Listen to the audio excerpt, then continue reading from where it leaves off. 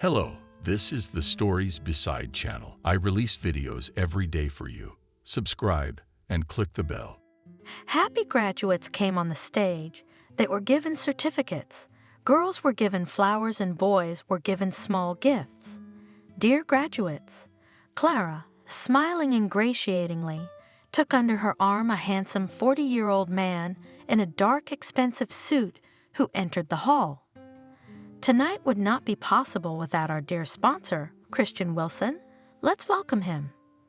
Flowers and gifts for our graduates, provided by his firm. She was the first to applaud, led him to a place of honor among the guests, and sat down next to him. Pay attention to that girl over there. Nodded the director of the orphanage to the stage. Pretty, relaxed, the pride of our orphanage. A pleasant conversationalist can do a lot. Take a closer look. Not bad, quietly replied Wilson, appraising, looking at the graduate. But it's not the same. I'm tired of pretty faces in their 18, already gone through fire and water. I want a clean girl, not spoiled. She should be rustic, naive, but smart. I asked for a modest, simple girl, preferably pretty. Isabella Davis is invited to the stage. The hostess has announced. Who's that? Squinting, the man asked, scrutinizing the girl, who, smiling embarrassedly, approached the host. How come I've never seen her before? Well, Clara hesitated. She's so unassuming you wouldn't even look at her if it weren't for graduation. She's pretty sure, but she's very modest. She's a headache. Believe me, she can't do anything. She's hardly interesting to you as a woman. Clara got nervous. Trouble is, I thought she wouldn't notice Isabella. I had dressed her in a low-colored outfit, but the devil had noticed. The headmistress was upset because of the pupil. She loved her maternally and did not want the fate that was prepared by the dear guest. I'll decide who I'm interested in and who I'm not. Wilson cut her off abruptly. Just such a type, the limit of my dreams. Did you hide her on purpose? He looked suspiciously at the director. Don't disappoint me. You know I don't tolerate games behind my back. I thought that little gray mouse couldn't be the centerpiece of your house. How can she be dignified at social gatherings? She'll embarrass you. Believe me, she'll bring you grief. Meanwhile, the festivities are over.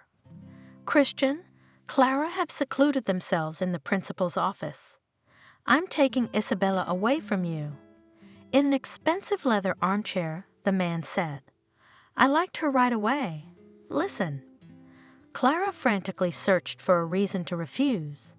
She's just a girl, naive, unintelligent, but what if I sent Lisa with you? She's a quick-witted, skillful girl. I think she's closer to you than Isabella. I'm afraid she'll disappoint you. Clara was not in vain nervous. Her guest was a lover of young girls who had just finished school. The woman realized that, despite the unruly, cocky character, Isabella will not be able to fight back. Don't be so shaky. Christian grinned. Your son is safe as long as you honor our arrangements. Yes, I'll do as you say. I'm glad we understand each other. The man smiled sweetly and threw some bills on the table. This is for you to ease your conscience. I didn't realize you were so sentimental. If you care so much about this Isabella, it means I didn't make the wrong choice. He left, and Clara sat down at the table, dropped her head on her hands, and fell silent. What a scoundrel! What a lecher! She muttered to herself. I am good. I could not defend the girl. My heart is not in place. I am so worried about Isabella. But what can I do? Two dear people are at stake, and yet my son's freedom is more precious. The way things are, I can't let my child go to prison. And Isabella, God forgive me, I'm a sinner.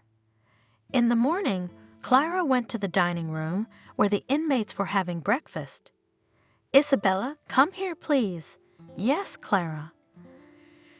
Trustingly, looking into the eyes of the director, the girl replied. The woman looked away, uncomfortable with the upcoming conversation, but Wilson cornered her. "And what are those people in stripped suits doing here? Who are they waiting for?" Isabella asked, entering the principal's office. "Isabella." The woman paused. There was a struggle going on inside her, but she knew that the mother would win and the principal would fulfill the wish of the man who sponsored all the big events at the orphanage. "I'm very happy that you graduated from high school. You are the pride of this year's graduating class. I know you have big plans for your future, but you will have to put them on hold." "Why?" The girl looked at the principal, puzzled. "Wilson is waiting for you at his house." "Wilson? Our guest from yesterday?" Clara nodded. She was visibly nervous.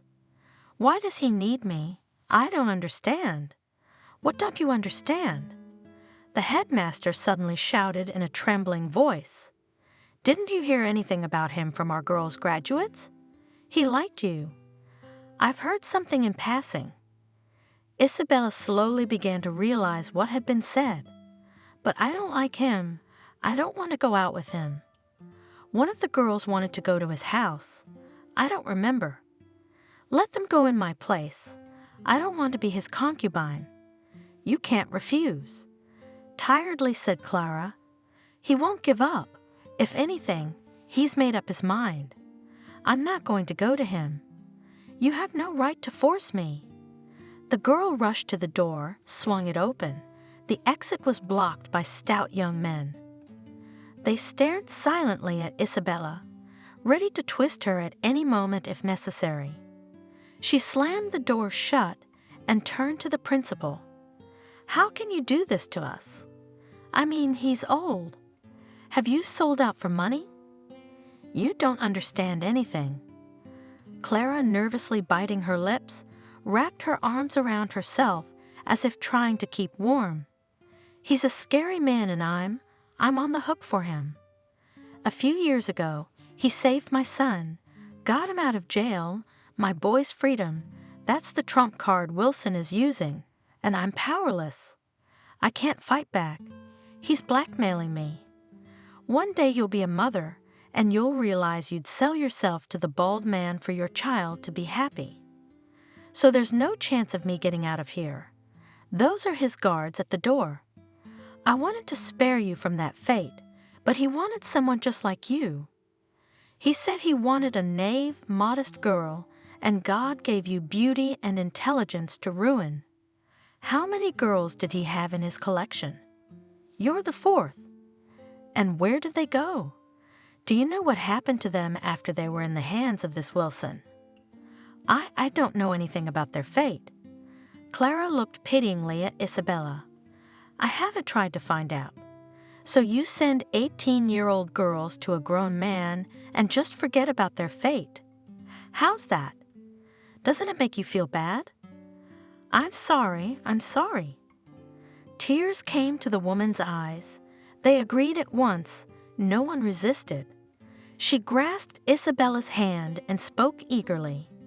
If I could stop him, but my son's freedom is in his hands. You will understand me when you are a mother yourself. You'd better accept it. He won't back down. He's a scary man. He'll stop at nothing. Even if I tried to report him to the police, he'd get away with it. It's all been bought." Isabella stood for a moment, looking into the headmaster's eyes. In them, except fear and entreaty, she read nothing else, then pulled her hand out of the hands of Claire, abruptly opened the door and said loudly, "Well, if there's no escaping fate, let's take it as it comes. Let's go, boys." Isabella was returning from school, not far from the house, noticed her grandmother, caught up with her mother, who leaned with her back against the fence, sat looking at the surrounding with meaningless eyes. The girl slowed her step and stopped. Well, stood up like a stumbling block. Vanessa shouted, "Help your mother to the bed. I can't do it alone. You see, She's drunk again. Lord, when will it all end? Make sense of my foolish daughter. When will you get drunk on this vodka? Isabella obediently came and took her mother under her arm, but she couldn't hold her and dropped her on the ground. Oh, you bastard! Grandmother hit her, dry fist in the shoulder.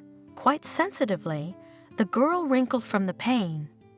You can't hold your mother, hold her tight. The two of them dragged the mother to the bed.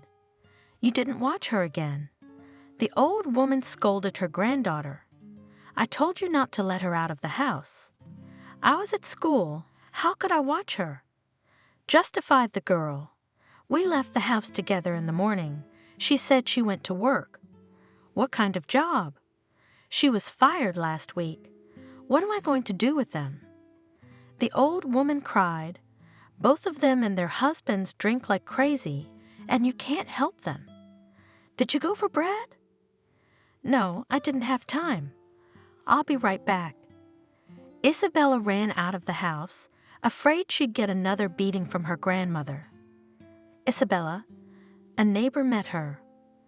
There's your father lying by the store. You should pick him up. The girl hurried to the store. Her father was lying on the side, sleeping soundly. Daddy. Isabella shook him by the shoulder. You won't wake him up. Some man said confidently. And how can I bring him home? The girl was confused. Don't be sad, we'll help you. The man bent down, pulled her father by the arm and put him on the ground, then picked him up, threw him on his shoulder and dragged him. Isabella ran after him. Receive. Entering the house and breathing heavily, the stranger spoke. He carefully lowered his heavy burden onto the couch, straightened up, took a breath and left. Where did you find him? Vanessa asked, making her father comfortable on the couch. Outside the store, he was asleep. The man volunteered to help. I didn't even ask. The world is not without kind people. Did you buy bread? The old woman caught on. No, I had to come back because of my father. You wretch! The grandmother swung and pulled on her granddaughter's back with the towel she held in her hands. Isabella quickly rushed into the store.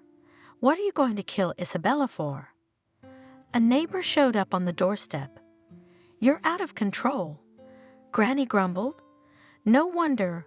Parents who do not dry out for a day. The child is not needed at all. Somehow she's still studying well. Another girl in her place would have abandoned everything long ago. Yes, it's a pity about the girl. The neighbor lamented. You should caress her. The girl lacks love and affection. One day she won't be able to stand it and will do something. That's why we have to keep a tight grip on her, so that she grows up strictly, or else she'll go down a crooked path like her parents. Wash the floors. She told her granddaughter when she returned from the store. You've trampled here. I have no strength left. Okay, Grandma. The girl obediently took a bucket and a rag. You're driving the girl crazy. The neighbor reproached the grandmother. She doesn't hear a kind word from you. Is it her fault that both parents have gone crazy? None of your business. The old woman replied glumly. I can't cope alone, and parents are of little use. You should take pity on her. The friend lamented. But what is the use of that pity? Then she will thank me for teaching her everything. The mother should be an example, but not fate. Both of them should be deprived of parental rights. I don't think so. It's better to live at home with them than in an orphanage. The neighbor shook her head disapprovingly and went away. Grandma, can Cindy come to my birthday party? Isabella asked one day. She was going to be 13 in 2 days. Think about it. Where are you going to invite guests? Grandma frowned. Parents won't let them stay. They just want an excuse to get drunk. Then you'll be embarrassed. We'll lock ourselves in my room. No one will hear us. Please, Grandma. All right, Vanessa muttered. Just don't tell your parents. Maybe you'll get away with it. I'll make you something tasty." The grandmother hoped in vain that the mother would not remember about her daughter. She came in the evening with a bottle of wine, set the table. She ordered her mother, shaking her hand, pouring vodka into a glass. "Would you not spoil the party, Isabella?" asked the older woman. "She has a guest. I have the right to drink to my daughter's health, and you are not my order. I gave birth to her. That's a good reason to have another drink. I drink with my own money. I'm not borrowing it from you. Can I have an appetizer? You'd better replace the electric stove. The wire's getting hot. It's not a bad thing. You're always dissatisfied with something." Angrily said the woman. "You need, you buy, but I have no money. When I get a job, then everything will be, but until then, do not bother me. You and your husband will always have money for vodka." Vanessa grumbled, serving a simple appetizer. Isabella and her friend sat in the room for a while, watched cartoons, played, and went home. The girl was glad that her mother did not make a scandal like last year when Isabella invited her friends, and in no way expected that her mother would come home drunk from work and roughly disperse the whole company. The girl at that moment was ready to fall to the ground with shame. In the morning, she kissed her grandmother and ran off to school. "Do not delay. I'm boiling borscht with your favorite garlic buns." The old woman shouted after her. "Okay, Grandma." The day was going great. Isabella was in a hurry to get home. She was walking, facing the spring sunshine, and humming a cheerful song to herself. Wow! Approaching the house, suddenly noticed Isabella. An uneasiness stirred in her soul. Was there a fire? There were people in the street, cars, ambulances, firemen. "Do you know who has a fire?" She asked a woman who was trying to see what was going on up ahead. "Isabella." The neighbor looked at her fearfully. "Your house is on fire. How?" The girl was dumbfounded and rushed through the crowd. "Where?" Someone called her and tried to hold her back. Don't go to the ashes, stop. Let me go, my mom's there." They grabbed her, held her down. She started to break free. "Grandma, Daddy, let me go. Why are you standing there? We have to save her." She screamed, trying to break free from the tight embrace. "I have to go to them." "Isabella, they're dead." A man's strong arms shook her. "You can't go in there, do you hear me?" "They're gone." "Yes, they are. Why are you standing there? Why aren't you helping?" "They can't be dead.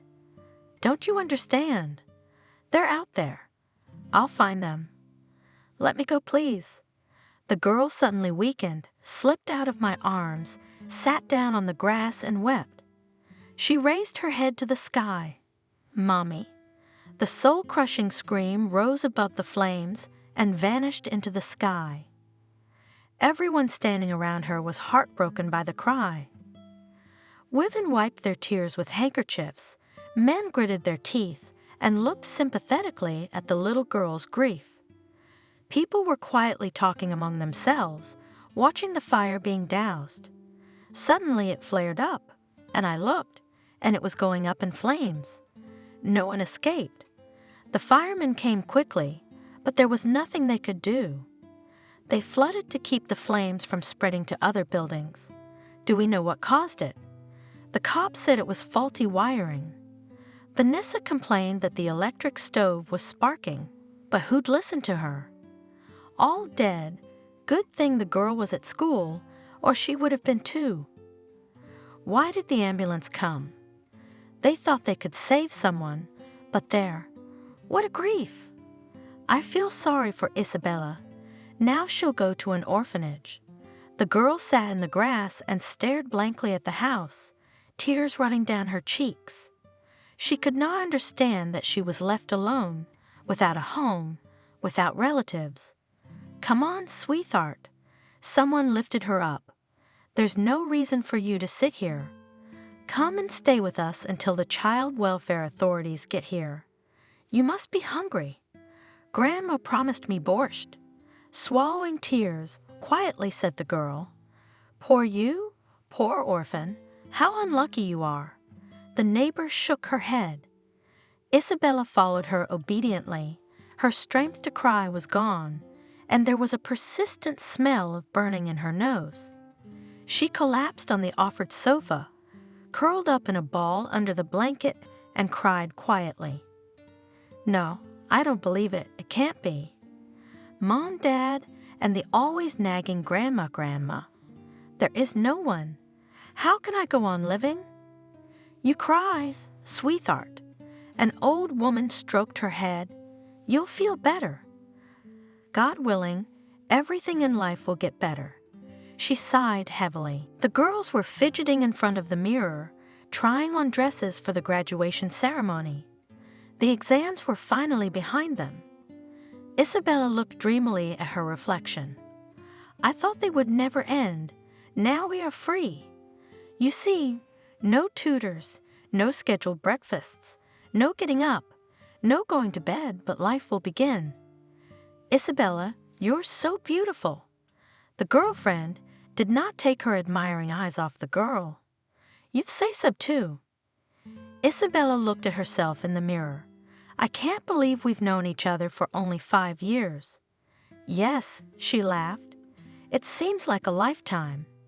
She ran over to Kelly and hugged her tightly. You know, as strange as it sounds, I'm glad you ended up in our orphanage. I was always jealous. You're lucky to remember your parents. Yeah, lucky. I just remember them, always drunk. I never even knew mine. Do you remember when we were friends? Of course I remember. And Isabella got sad. The ritual, the new girl's registration. Everyone was laughing, and I was on the floor with a broken nose. You were the only one who stood up for me. From that day on, no one ever tried to mess with you again. Of course, because you fought like a tiger. Isabella laughed. I'm sorry we have to break up. I'll miss you. But we'll correspond. We'll return phone calls. I'll definitely come visit as soon as I get settled, and you come too. You finally decided to go to modeling school. Haven't you changed your mind? Well, can you imagine what awaits you there? Yes, the girl dreamily spun around the room. It's not for nothing that I earned my portfolio. Tried to participate in all the events. I hope they'll help me get through the competition. Yeah, with your looks, you could be an actress, not just a model. Juliet would be amazing in your performance. In our amateur talent show, you're unrivaled. Don't exaggerate. Isabella was embarrassed by the flattery. We have a lot of talented kids here. Thanks to her, my literacy is invisible. She made me participate in all Olympiads and events. Lucky you, Isabella. You know what you want to get out of life? Well, Isabella hugged her friend. Why are you so sad? We'll be fine, and you'll find yourself. Shall we go to the auditorium? They're giving out diplomas now. They say Wilson has prepared such presents for us. I can't wait to see them. The girls went to the auditorium that were already in full swing handing out certificates. Look, whispered in my friend's ear. Wilson here at the age, and yet nothing like that.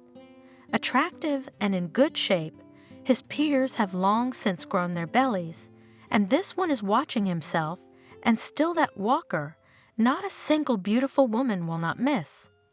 The girl laughed, and still not married. I'd like to see the one he will marry. Who is she, anyway? Isabella asked, looking at the tall, broad-shouldered man with the piercing look in his blue eyes. You're crazy. The girl was surprised. This is the local patron of the arts. Everything we have in the orphanage is his merit. He gave us a computer class last year. Look at him. He's very handsome. Many of our girls have a crush on him. Uh-huh. agreed Isabella. But it's old. What do they see in it? You don't know anything about men. At this age they are at their best. And what does it matter how old he is? Hotly whispered in her ear friend. If he has money, chickens do not peck. Anybody with him, like behind a stone back, a dream, not a man. How do you know? Isabella looked at her friend suspiciously. We're waiting for Isabella Davis. The girlfriend suddenly heard. Go. Isabella pushed Isabella, the girl. It's your turn. Imagine you're on the runway. Show everyone what the first beauty of our orphanage should look like. Let them gasp at your attractiveness. The girl walked to the stage. Returning to her seat, she felt the stares on her. Wilson was looking at Isabella in a way that made her uncomfortable. Why is he looking at me so strangely? She thought, and shivered under the predatory gaze of his blue eyes. It's like he's undressing me. I wouldn't want to be alone with him. Huh? She restrained herself. I thought, why would he want me? But Isabella was not mistaken. Christian was staring at her with a greedy gaze. I must have her. The man thought, gazing at the girl. Very nice. He smiled, satisfied, anticipating a night in the arms of the young beauty. Isabella felt uncomfortable, in the company of 3 scowling, taciturn men. Where are we going? The girl could not bear the long silence, trying not to show how frightened she was. Christian's country house. The man was silent. If you behave well, the owner will not offend. He likes obedient young ladies. The men laughed. It depends on what he expects from me. The girl thought to herself. One thing is clear, there's no point in begging him to let me go, and I'm not going to snot. Rose-colored glasses also long ago removed. I understand, not tea drinking invited. The only thing left is to accept the situation as it is, and then think how to get out of it. It's okay, I'll be able to stand up for myself. If you cannot escape from fate, you must take a chance, try to get out of poverty, so that no Wilson in the future no longer dare to drool at the sight of me and offer all sorts of abominations. I'm strong. I can handle this old man who likes young girls. I'll make him dance to my tune. I won't give up so easily. He doesn't expect to get me on a silver platter. Life in an orphanage had taught me a thing or two. And yet Isabella was scared. Her heart clenched uneasily from the unknown. Here we are. The driver announced, stopping the car in the yard of a huge country house. Come. The guard opened the door in front of her. Christian is waiting.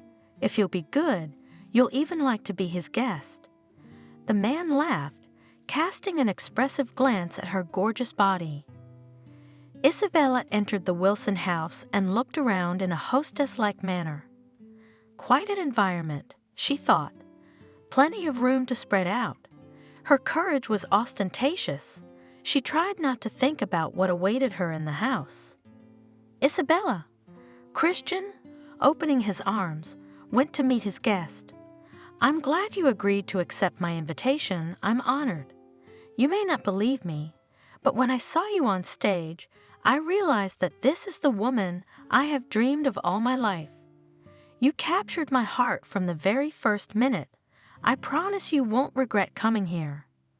As I approached her, I grabbed her in his arms and began to cover her with passionate kisses.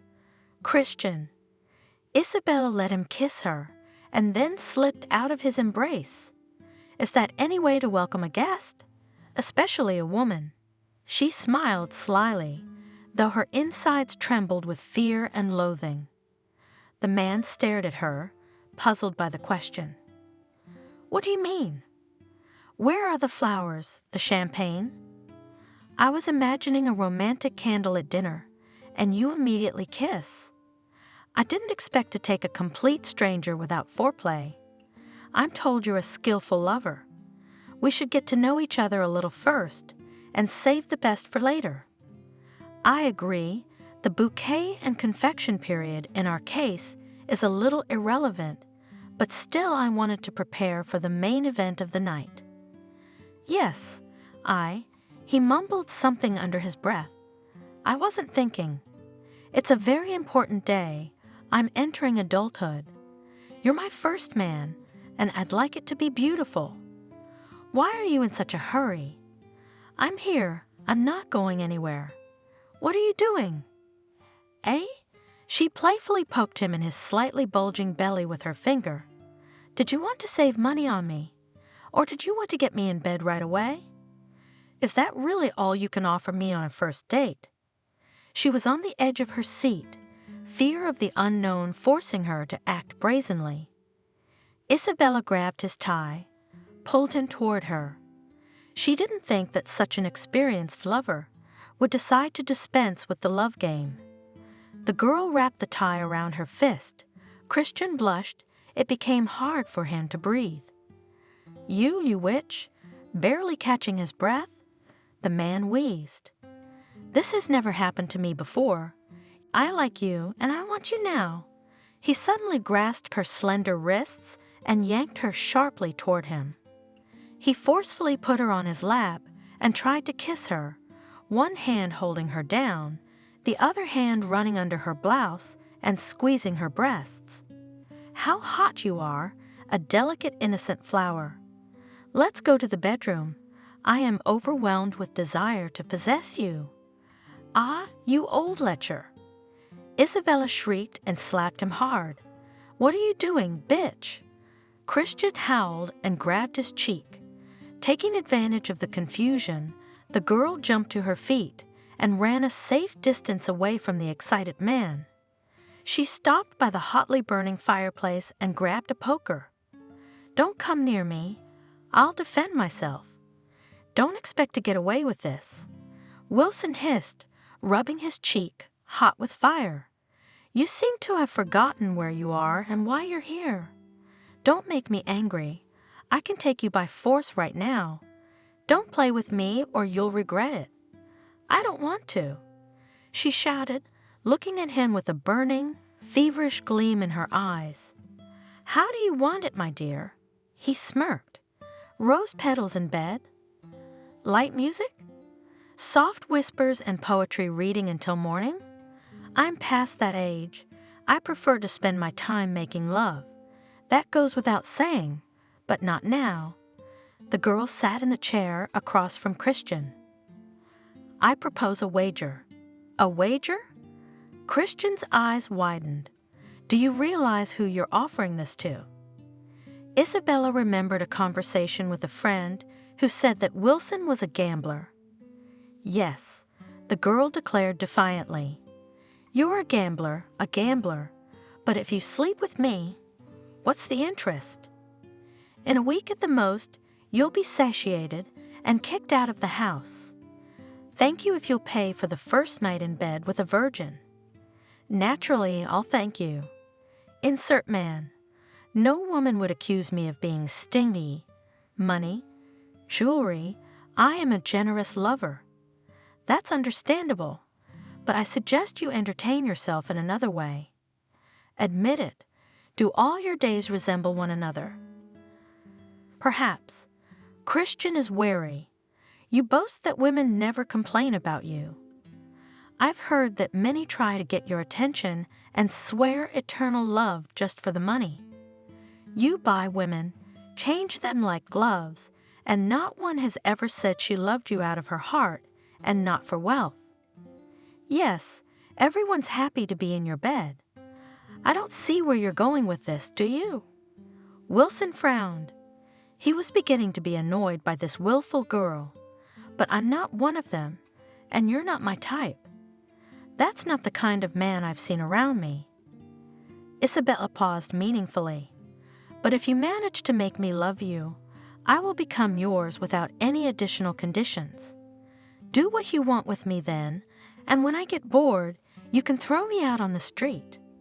And the second condition? But if you yourself fell in love with me to unconsciousness, then I will still become yours, but only through the registration of marriage. You will make me your lawful wife, with all the consequences." Wilson laughed out loud. "Do you know that I never lose?" "We'll see about that." The girl grinned. "Don't hope that the problem is so easy to solve. But I still don't understand. What is the bet?" "You'll be mine either way." He accepted her game. She hooked him, and the excitement of the gambler flared up in him. He liked the girl more and more. That's true, but everything must be consensual, without coercion. Those are the only terms we'll agree to with you. Do you agree? To hell with you. Wilson waved his hand. But now I want to make love to you. I've already put this moment off for too long. I didn't bring you here for a heart-to-heart. He made an attempt to get closer to her. No. Isabella gestured for him to stop. Nothing can happen between us now. You yourself agreed to my proposal. For the rest of the bet, no bed. We agreed to make love consensually. Are you ready to sign off on your own loss? That doesn't sound like you. So now we're going to separate rooms and that's it? Of course. Isabella explained impatiently, like an unreasonable child. That's the point of our pact, to fall in love for real. And then either you get me or I get you. And at the end of the bet, we'll have a long married life. You won't lose anything at all. You'll only get me a little later. But you'll taste the victory when it's over. An unforgettable night in the arms of a virgin. What, Mr. Wilson, is it weak? Squinting, the girl asked. Not a bit. The man replied defiantly. How long do you suggest? 3 months. How? Enough time and your experience of seduction, young fools, to win my heart? Or have you already lost your youthful vigor? That you can't do anything but skim off the cream by sleeping with an innocent girl. And I thought I was an alpha male, a heroic lover. But in reality, alas, a banal suitor, unable to give pleasure to a woman. You know, haven't hit a nerve. The man was sure of his victory. Wait, you'll still be at my feet, lying at my feet, begging for love and tenderness. He thought, you'll be begging me not to leave you. Well, the offer is tempting. Christian said slowly, my life has lacked spice.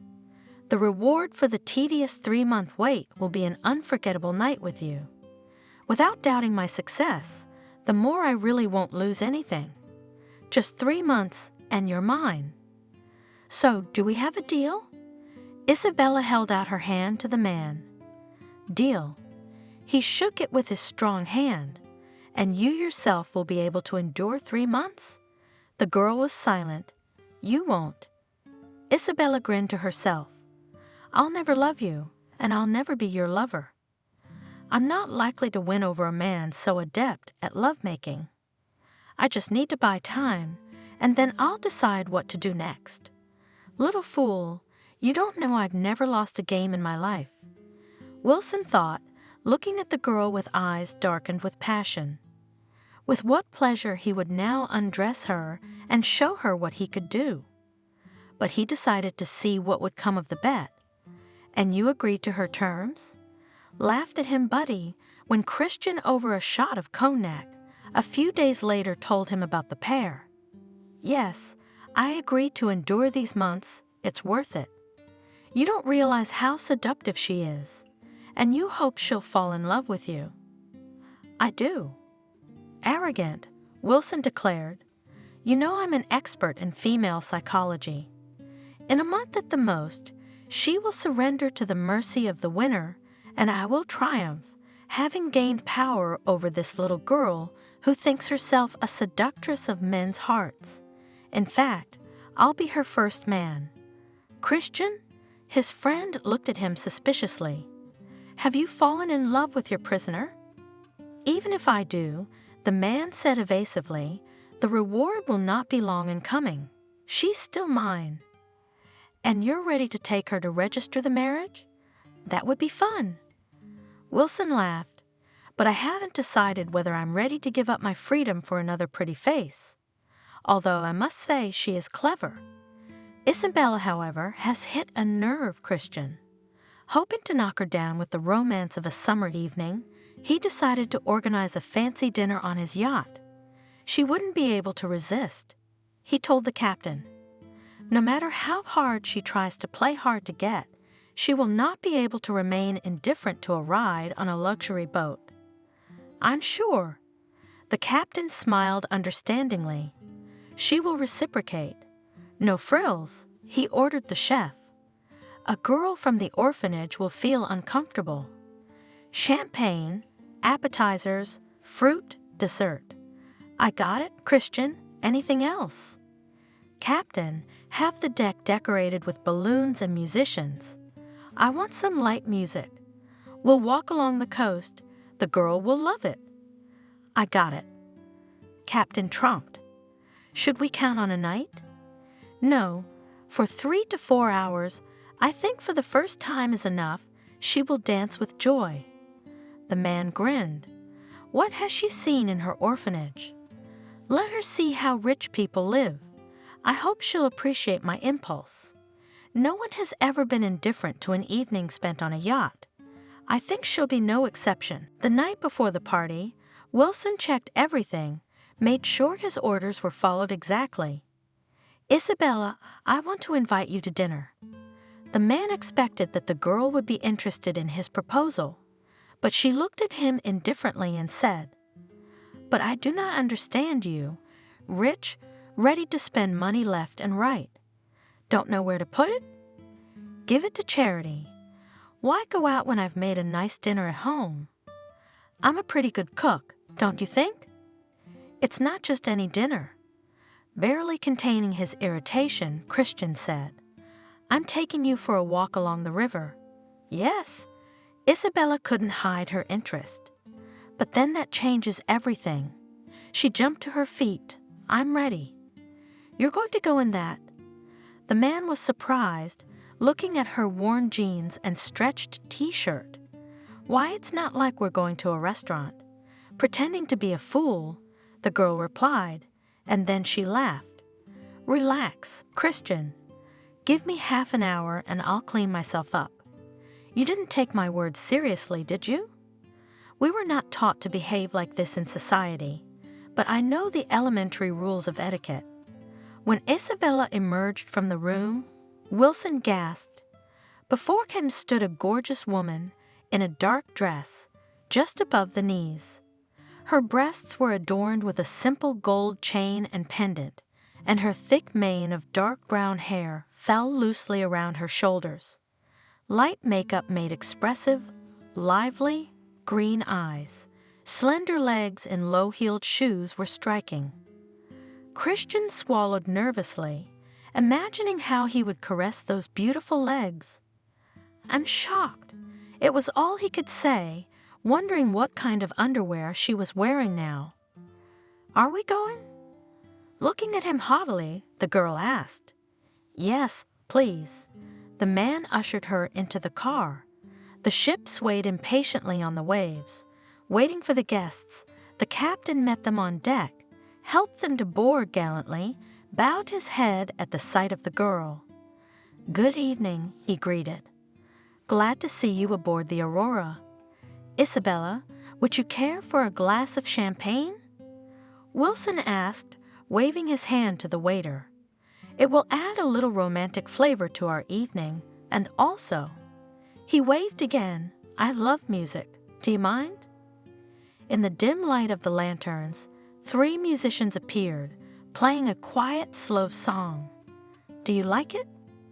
The man asked his guest, taking a sip of his glass. He took out a gold bracelet from his pocket and put it on Isabella's thin wrist. "I bought it for you." "It's beautiful," the girl replied discreetly. "Is this how you won the hearts of your mistresses?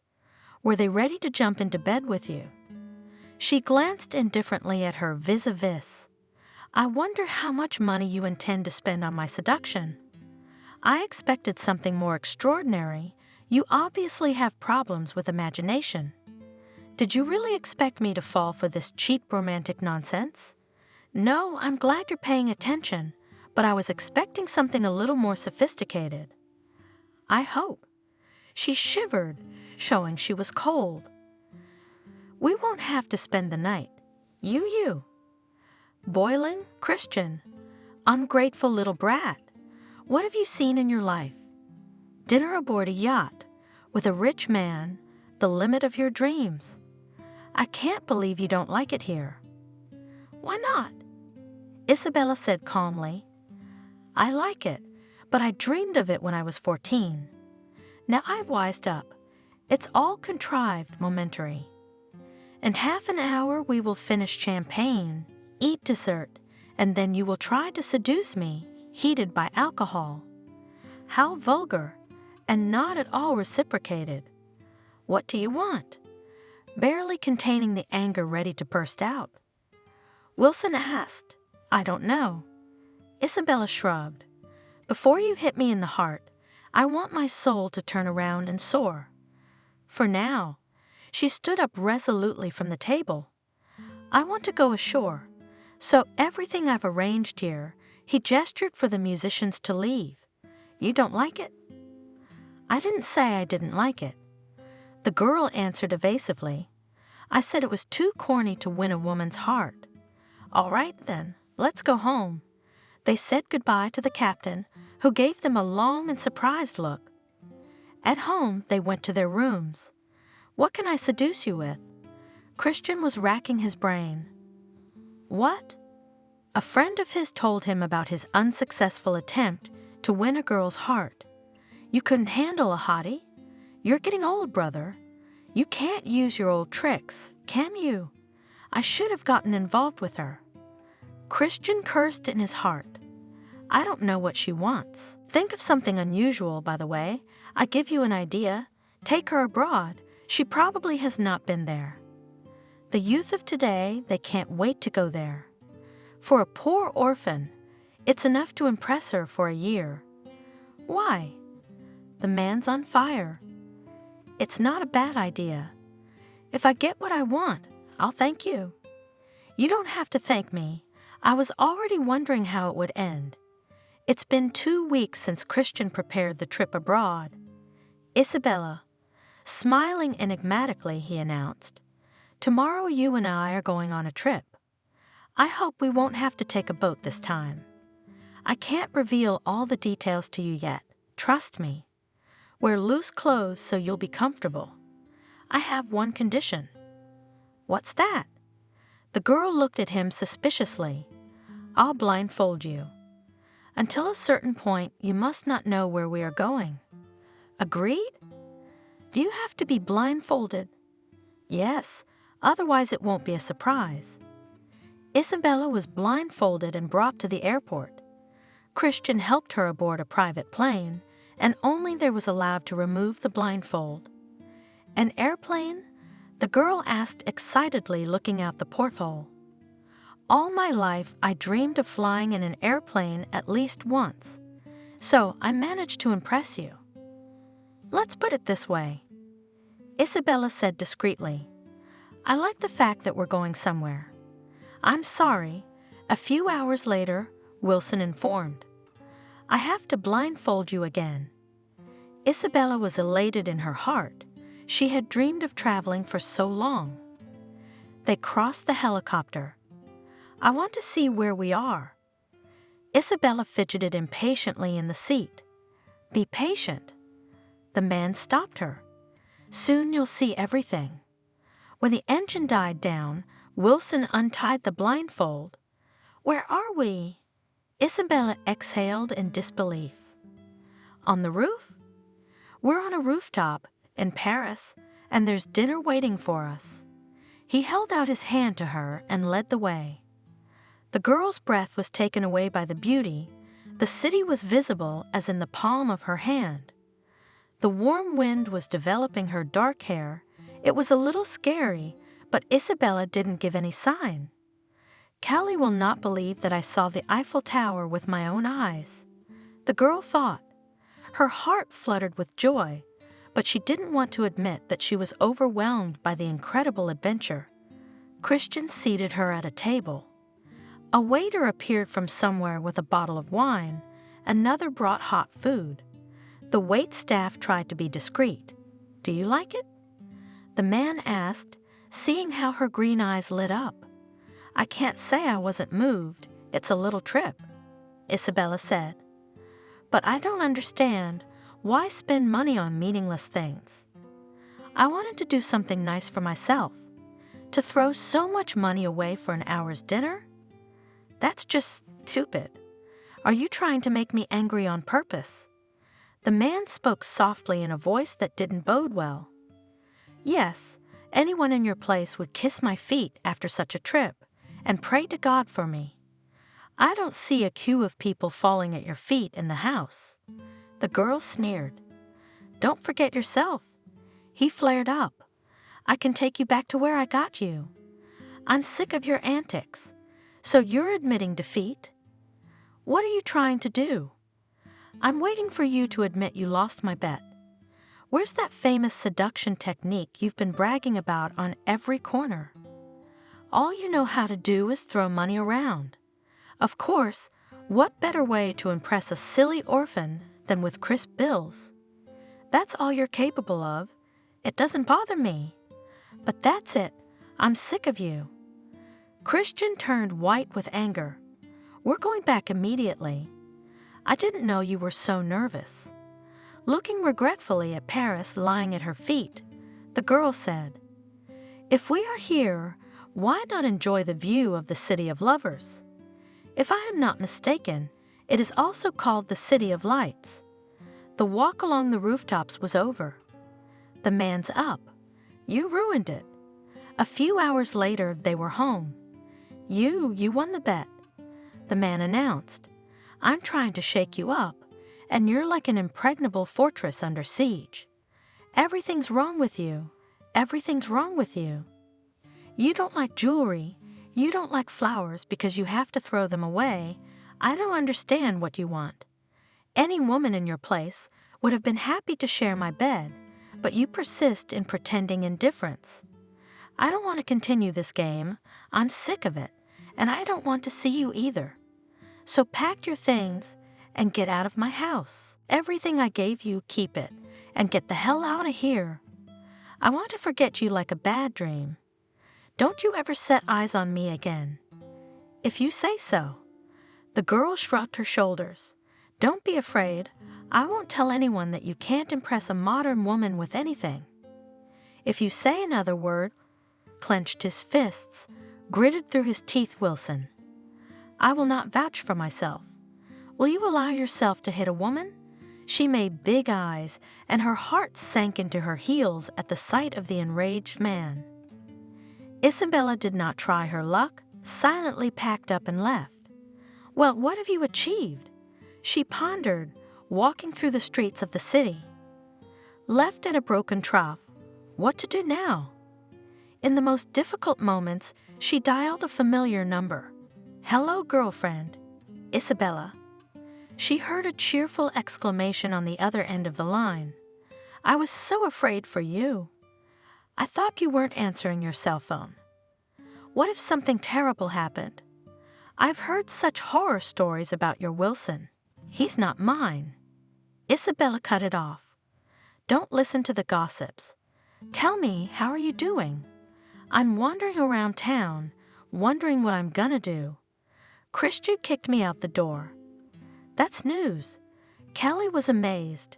"What are you thinking about? Coming to the orphanage? Or do you want to go back to him? You know, I think he fell in love with me like a boy. I got what I wanted. I made him lose his head. That's why he's mad. What about you? What about me? I don't even like him. Then what are you thinking about? Come back. You'll be welcome here. What am I going to do there? It's too late to go to college.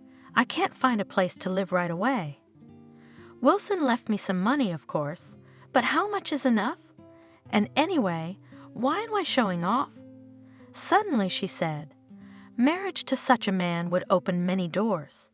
A modeling agency certainly wouldn't be an obstacle. Isabella, are you crazy? You don't love him. Can you imagine what it's like to live with someone you don't love? So what? I don't care if he loves me. I'm looking forward to marriage with him. I don't recognize you, friend, the girl said sadly. You've never been calculating. I didn't expect to be ambitious myself, but with his help I was able to realize all the plans I had made in the orphanage. Aren't you happy for me? His money will open any door. Isn't that what we dreamed of? Are you really willing to live with a man you don't love? His love is enough for the two of us. Isabella shrugged. I've been tormented by doubts, and now that I've talked to you, I'm sure I must go back to him. Isabella, come to your senses, wailed her friend. I know what I'm doing. I'm thinking more rationally now than ever. Bye. Thanks for listening. Isabella hurried home. She hesitantly opened the door, afraid of being ostracized, and reappeared. Wilson was sitting at the table.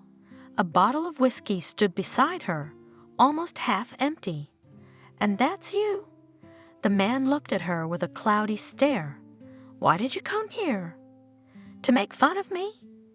Yes, you failed. Who doesn't? I came to tell you that I've agreed to marry you. An unexpected decision. He grinned wryly. I lost, didn't I? If you remember, there was a second part to the bet. If you fall in love with me, we go to register the marriage. You do love me, don't you? What does that change? It changes everything. I agreed to be your wife. You haven't changed your mind about marrying me, have you? Change your mind? Christian sobered up immediately. Yes, I've been dreaming of calling you my wife for months. He reached into his jacket pocket and took out a gold ring with a large diamond. You see, I even bought a ring for my future wife. I didn't think it would come in handy so soon. He stood up, walked over to Isabella, took her hand, and put the expensive ring on her ring finger. Will you marry me? Yes, Isabella answered decisively, though it felt as if she had jumped into a whirlpool. Isabella, hello. Hear the woman in the phone, a familiar voice of a friend. Hello, sobbing Isabella answered. Are you crying?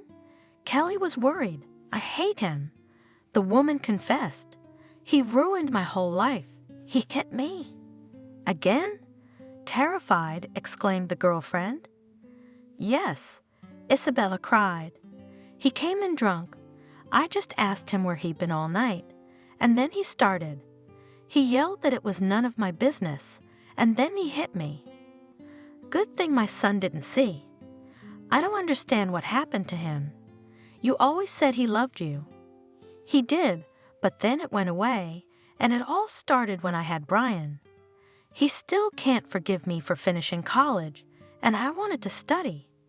I wasn't going to bury myself in housework. He didn't like it. Good for you for not giving in and finishing your degree, even if it was by correspondence. It's a popular specialty, finance and credit. If something happens, you can always provide for yourself and your son. That's when we started to have disagreements. He was jealous of every pillar. You should have seen how mad he got when I hired a nanny for our boy so I could study. That's when he started hitting the bottle. He'd get drunk. He'd get out of control. The first time he hit me was when I accused him of cheating. You should have heard the way he screamed. I thought he was gonna kill me. Since then, he's never been shy about laying a hand on me. I don't envy you. I think I'm happy. I never felt happy, and now I don't feel happy at all. Alcohol has changed him beyond recognition. No trace of his former love for me. He's disappeared from home more and more often. I know for a fact that he spends his time in the company of strange women. Do you know how disgusting it is to see him with lipstick on his collar? Are you going to put up with that? No, of course not. I kept quiet for a long time, hoping he'd come to his senses, but every year it gets worse. How does he run the firm? That's the point. The firm was starting to die. I realized if I didn't take over, we'd go bankrupt sooner or later. You're doing great. You're gonna do great. Yeah, but I've never worked a day in my specialty. So what? Prove to him and to yourself that you're worth something. You were the smartest among us. You can do it. Isabella puzzled over which side of the firm to revitalize. The first thing she decided to do was to talk to her husband about her son. Christian, I need to consult with you. Having had a moment when he was relatively sober, the woman spoke. What do you want from me? He was irritated, his head ached, he wanted a drink, but Isabella had locked herself in the study with him and wouldn't let him have one. Give me a drink, demanded the man. No, the woman said firmly. Let's talk first. You didn't get anything mixed up. What are you doing bossing me around? Have you forgotten where you belong? I might remind you, if you don't listen to me now, we both risk the abyss. She bravely endured his ominous stare. Well, speak, yes, quickly. I want to send my son to study abroad. What on earth are you talking about? The Christian burst into a fit of rage. I will not give my consent. You'll have to agree. Isabella said calmly, I'm sending him away because I don't have the opportunity to pay much attention to him. Explain? If you don't know, our firm's business is bad. You don't have time to deal with it. You've had other interests lately. The woman sneered. None of your business. Christian snapped at her. I'm fed up with you. Do you think I've forgotten that you decided to study without consulting me? My knowledge will come in handy now. I want to try to keep our firm afloat. What? The man laughed. You. What do you know about business? Without me, you're nothing. If I want, our business will go up, and you take care of the house and the child, and do not interfere where you are not asked. Right now, I need to intervene. I demand that you authorize me to sign documents. On what grounds do you demand it? On the grounds that I'm your lawfully wedded wife. You're going to ruin the firm. We won't lose anything. It'll be dead soon enough, and if I can save the business, fine, to hell with you. You've already succeeded once with me. The man snorted. Call a notary, I'll issue a permit. After all, I can always cancel all contracts. I think you won't have to blush for me. And Isabella began to master. Christian at first freaked out, and when he realized that his wife gradually began to get everything, sang blackly of his own impotence. How many times? The woman was indignant. You drink every day. I need your help so much. Why? You're doing a great job already. But you're experienced, you know the firm inside and out, and I have to learn everything all over again. I told you you couldn't do it. I can handle it. Isabella was stubborn. Just don't drink, please. She had no idea that a healthy-looking man could fall victim to an insidious disease. One night she stayed late at work. Why is it so quiet at home? Isabella wondered as she entered the living room. Christian, where are you? Did you go to bed already? I need your advice. I think I've figured out why things aren't going well. She looked into the kitchen. Her husband was nowhere to be found. She opened the bedroom door and was horrified. Christian, what's wrong? Isabella rushed to her husband, who was lying on the floor with his arm tucked under him. Christian, don't frighten me. The man mumbled, writhing in pain as his wife tried to lift him up. Christian? Isabella cried, startled by the realization. You're having a stroke. Wait, I'll call an ambulance. She called the doctor, asked the guards to move her husband to the couch. Unfortunately, you're right, Christian is having a stroke. Confirmed my worst guesses, doctor. His right side is paralyzed. I'll prescribe therapy, of course, but whether he'll make a full recovery, I can't say. We don't know exactly how long it was before you found him. The outcome of the disease depends on that. Doctor. Isabella grabbed the man's arm fearfully. I beg you, don't tell anyone that Christian is paralyzed. If partners and competitors find out about his condition, our business will be ruined. I'll repay you whatever you say, and I'll pay you for your silence. Good. The doctor looked at the woman in surprise. It's up to you. You're in shock now. We'll talk later. One more favor. Help me find a professional nurse for him. That won't be a problem. I promise I'll find the best one. What am I supposed to do now? Pray to God and don't give up hope. Christian, young man, he'll do fine. Isabella is immersed in business. Not a living soul knew that Christian lay a vegetable in their big house. Only the nurse and the cook were allowed to see him. Isabella. One day the secretary informed her, a rival firm wants to see you. What is it? Isabella felt a chill go through her. They didn't say, but they've set up a meeting for tomorrow at the cafe. Well, let them know I'm ready to meet. Oh, and tell the chief accountant I'm expecting 6 months' worth of returns. Half an hour later, the chief accountant showed up. Isabella, he began. I don't understand why you're digging through old reports.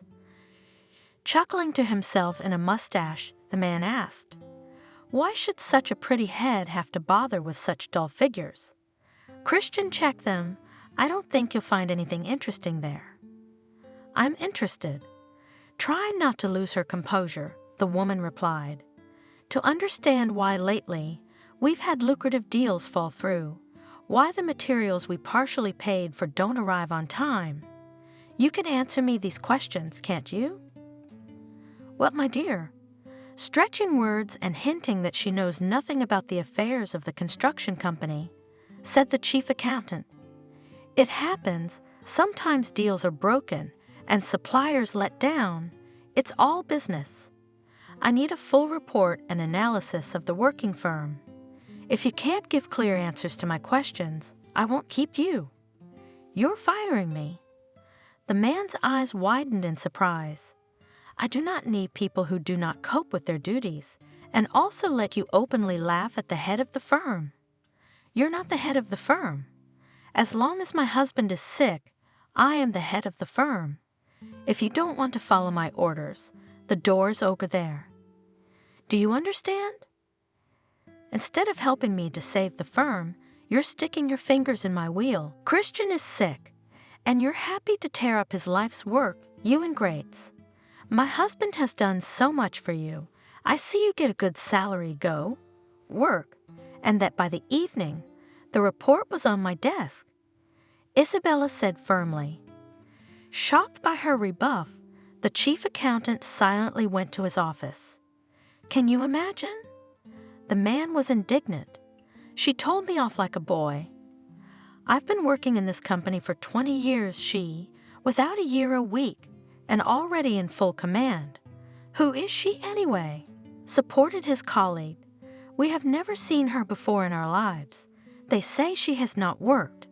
How will she be able to save the company? Did Christian buy her diploma?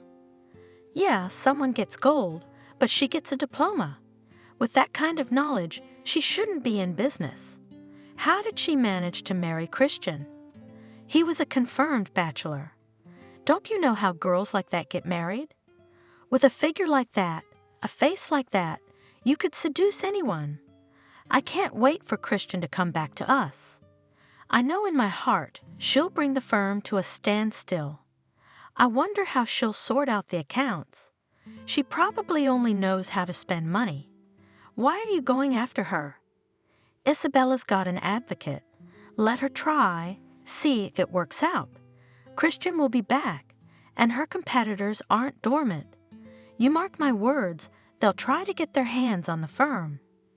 The next day, Isabella came to the cafe to meet with a representative of a rival firm. What did you want to tell me? Without further ado, the woman asked, How's your health, Christian? By your prayers. I don't think you asked me here to ask about Christian's health. Tell me what you wanted to say. I don't have much time. It has come to our attention, the man spoke softly, that your firm has been experiencing some difficulties in recent months. We'd like to help. Help how? We'd like to buy your firm out of your problems. Why would a pretty woman like you take on a huge business? You don't know much about construction, to put it mildly. Yes, things are a little rough right now, but it's only temporary. Barely restraining, ready to burst out of emotion, said Isabella. We are not going to sell the business. Christian is seriously ill. Will he be able to return to the management of the company? Don't doubt it. He is already on the mend. Perhaps we could meet him then and talk things over. Maybe he'd be interested in our offer. He's got his health to worry about, and the problems at work could aggravate his illness. Shouldn't you be so worried about my husband's health? The doctors are doing all the necessary procedures to get him back on his feet. And by the way, they don't recommend disturbing him. As I said, we have no plans to sell the firm. My husband is in the loop, and I'm coordinating with him. As far as I'm concerned, the business is in a critical state, and we're offering a good price. No, don't persuade me.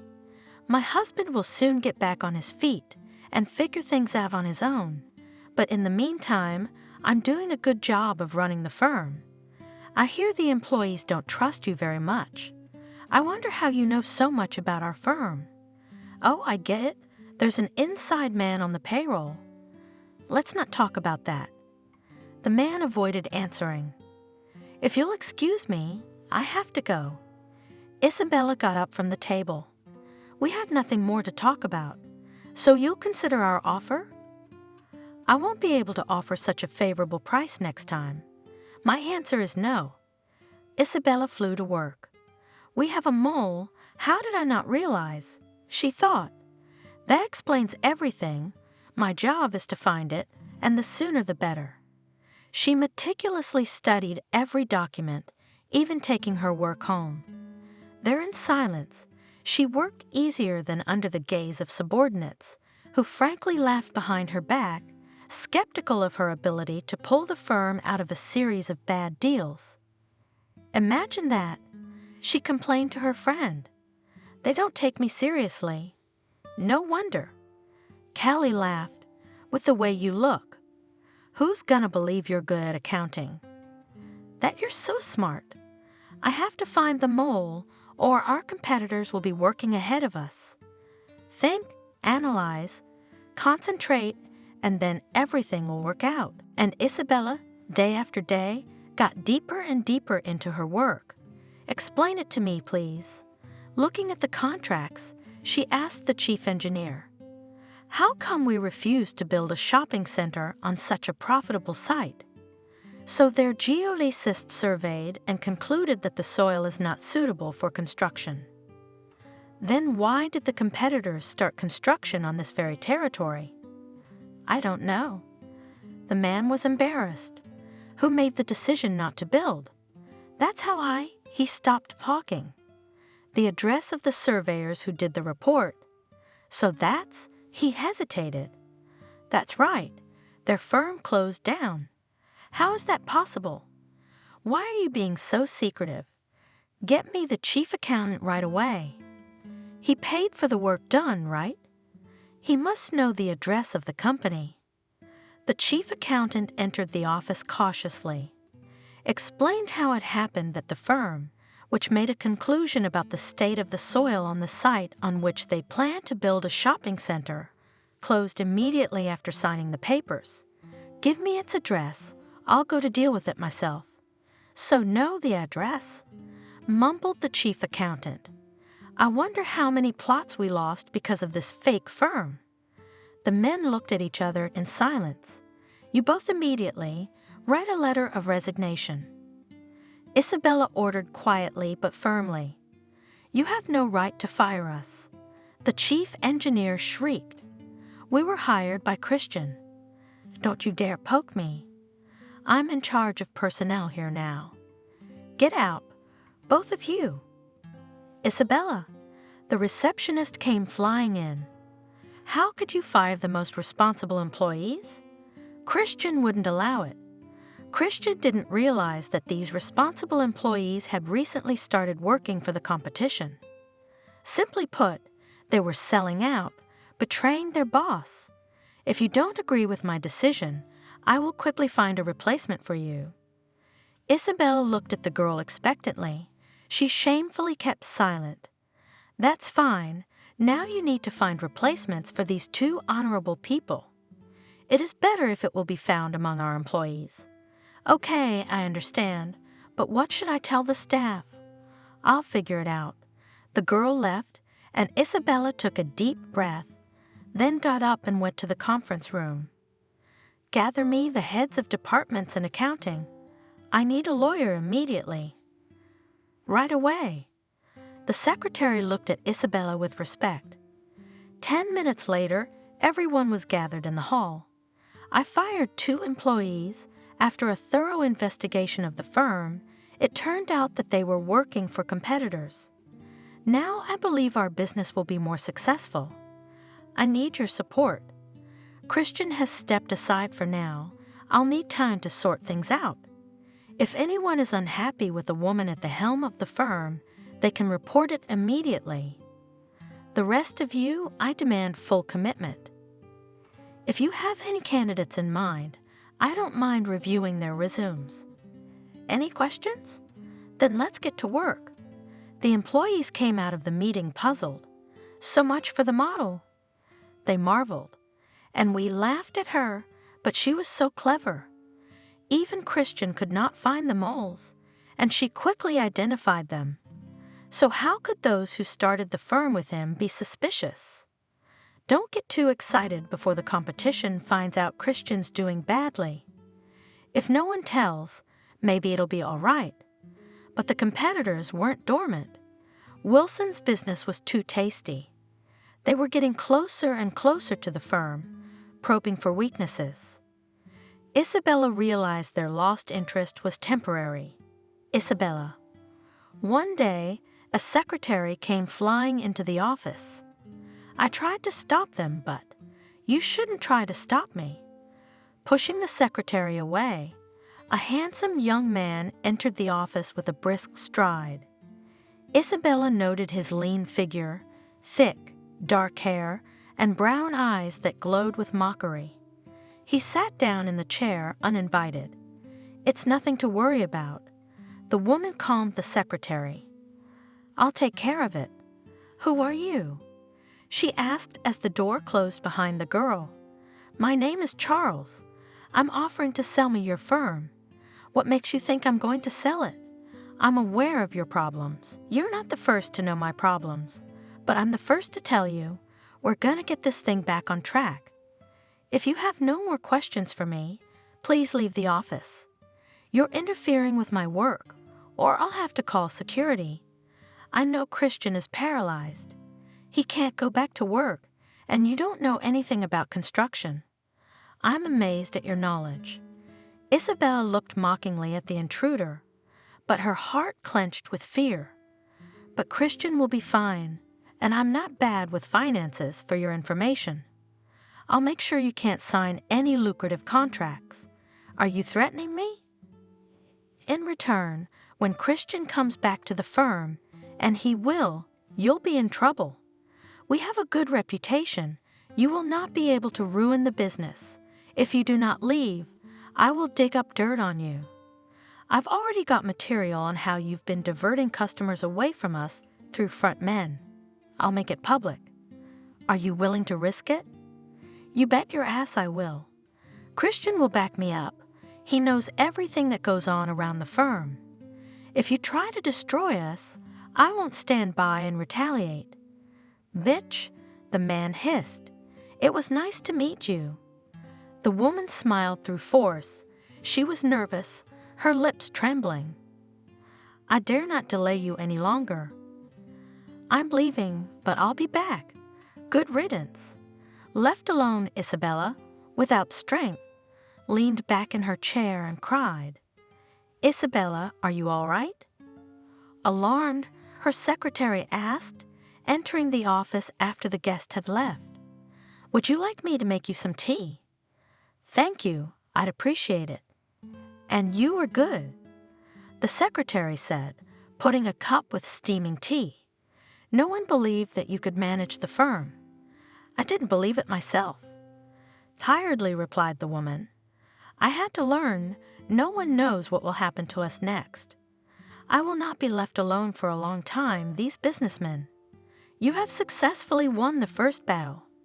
I think this is just the beginning. How much do I miss Christian? He's been in a borderline state for almost a month. There was a phone call. Isabella? The woman on the phone heard the excited voice of the nurse. Christian, he's awake. Roger, on my way. What's wrong? The secretary asked, seeing the change in her face. Christian came to his senses. I'm leaving now. Don't tell anyone yet. Isabella hurried home. She didn't know how she saw her husband and was afraid to meet him. Are you here? He turned his head at the sound of the creaking door. Christian spoke slurred. Isabella rather read his lips what he said. He was pale, a wry grin on his face, saliva flowing helplessly from the corner of his mouth. I'm glad you've come to your senses. She crouched carefully beside him on the bed, wiped his chin with a napkin. Leave us alone, she asked the nurse. How are you? There is no more of me, just a semblance of a human being. The man tried to smile. His face twisted even more. What about the firm? Did you manage to sell it? I managed to save the firm. You did? Christian's eyes flashed first with bewilderment, then surprise, then joy, then tears. I didn't believe in you. I was sure we were ruined. Think about it. How could I let everything you've built up over the years go to waste? How did you do it? I scrutinized the documents and found the moles. Who? The man marveled. Who are they? Your main assistants. I don't believe it. It's a good thing I didn't have an old friendship with them. I couldn't trust anyone, so I evaluated everyone with a cold head, and that's how I found the traitors. And our business immediately went better. The staff found in the firm, people responsible, most importantly, they believed me. It was difficult to shut the mouth of competitors. They were ready to swallow us, but it was not to be. I am not one of the fearful. I remember. Christian grinned with difficulty. I was able to fend off the first 2 attacks. The woman was silent, but we hope for your recovery.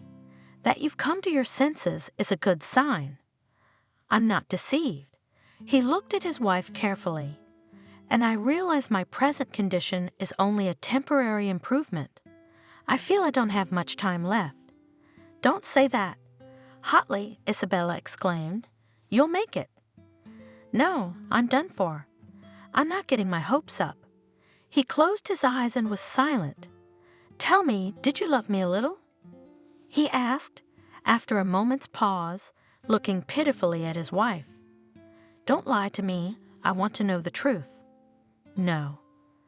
Quietly confessed the woman. I never loved you.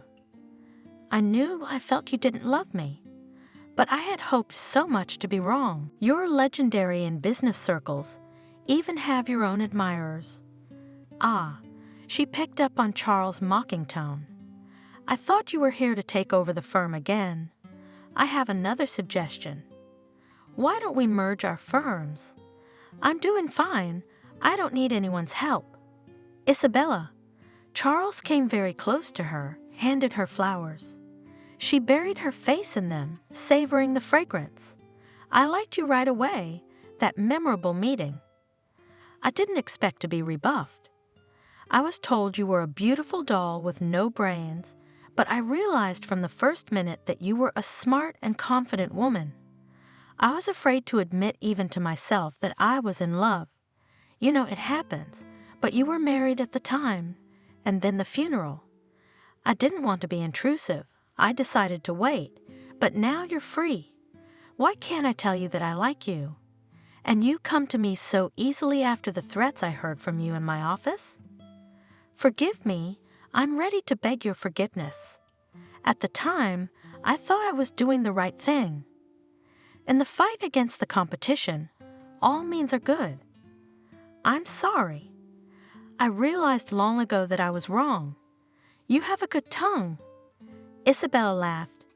It's the excitement, Charles confessed. What is it? Can I expect reciprocation? Charles, the woman grew serious. I do not want to give you hope, so I confess at once, I am not ready for a serious relationship. I've had some unfortunate experiences in married life. I'm just now beginning to live, to breathe. I was deprived of all this for many years to break free from dependence on my husband. It cost me a lot of labor and nerves. You can't imagine what I've been through. To go back into the care of another man? No way. I assure you, I won't restrict your freedom. I wish I could believe you, but I can't. Is there any hope that someday you'll reciprocate? I don't know. We don't know each other very well. Well, let's get to know each other. Charles came to life. I'm inviting you to a restaurant tonight. No need. Isabella headed for the car. I like to have dinner at home with my son. How do you feel about children, by the way? I didn't know you had a son. The man was surprised. Christian never talked about him. He probably never said anything about me either. The woman grinned. Yes, I have a son, and you'll have to earn his favor if you're going to court me. Did I scare you? So you'll let me court you? I'm ready. The persistent suitor has perked up. Invite me to visit. I want to make sure that you are not only smart and beautiful, but also a good cook. If that's the case, then you're definitely my woman. Isabella got into the car, started it, carefully placed the bouquet next to her. The man looked at her with regret. Suddenly, she rolled down the window. If you want, come to visit me on Sunday afternoon. I'll introduce you to my son and feed you lunch. I'll definitely come. Charles exclaimed joyfully, looking at the car in which the amazing woman was sitting. I won't let you go anywhere. He promised. I will do everything I can to make you learn to trust again. My love can warm your soul. I promise you that we will be happy.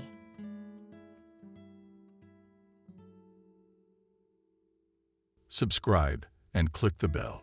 Jack stood on the old footbridge, staring gloomily into the dark water.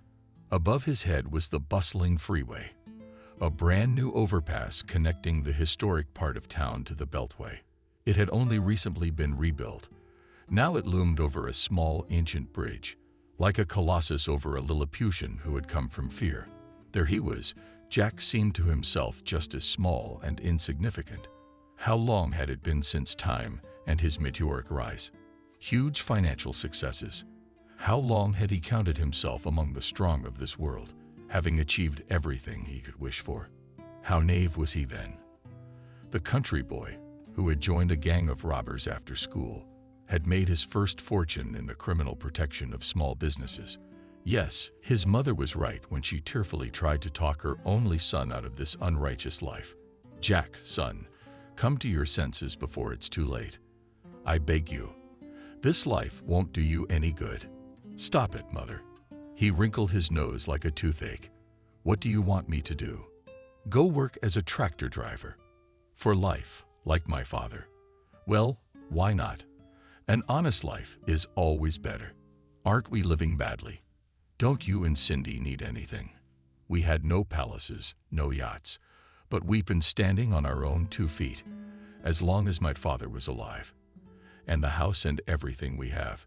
Your father worked hard and didn't rob anybody. What about you, me? With Jack, didn't you think that kind of life wasn't good for me? No, to each his own, you know. I don't want to spend all my years in the country. I want to see the world, and we're not rotting anybody. For your information, we just provide conflict resolution services, smirked Jack. Ah, is that what you call it now? Bitterly, the mother sighed. If your father were alive. That's enough. The boy cut her off abruptly. I've had enough of you and your lectures, father is father. That's it. I'm not him, you know. And I'm going to live my own life. I see. She looked at him with pity and even sympathy, as if he were still an irrational child. He was furious, so he slammed the door and went out of the house. He didn't come back for a few days and spent the night at his new friend's house. Then he came home, packed his things, and left the house for good. At least that was what he thought at the time. During the years of his father's life, Jack's parents' house was indeed a full bowl. His father was strong and undrinkable, which was a rarity in rural areas. He spent all his life in his native village, working as a tractor driver and combine harvester. In general, he was always on the first-name basis with any machinery. He even assembled the car with his own hands. He bought it for pennies, and in the opinion of an auto mechanic, it was not subject to restoration from an old wrecked Zhiguli body. Over time, the used motor of various parts, from whom he borrowed unnecessary, where he bargained cheaply. I worked hard for several years in my workshop, equipped in a garage, and then almost a new car turned out on the driving qualities and went it for mushrooms, and the city and the fairs, in the neighboring village, and everywhere in general. They lived very well by country standards, thanks to his father's healthy lifestyle, which he had inherited from his parents, baptized old believers. Jack still remembered his grandfather as a tall, leaning head-to-toe onion elder with a long white beard. As children before school, he and his sister sincerely believed that their grandfather was Santa Claus. Very striking was the portrait resemblance to the image of a fabulous grandfather, smiling from the Christmas cards. True, their grandfather was always strict, not very talkative, always busy with business, and only on weekends, on Sundays, when he did not work and did not allow others. Yes, on big church holidays he allowed himself idleness and banter. So did his father, his uncle, and his father's 5 other sisters. All grew up under such care as serious and hard-working people. No one drank, no one left for the city for a better life. Now this family was the current backbone of the village, together with their own families. A friendly big family, Blagovshinsky them. I think, on their strong shoulders carried both in the Soviet and perestroika years, the collective farm, and then the new joint stock company Zaria, which replaced the old red Zaria.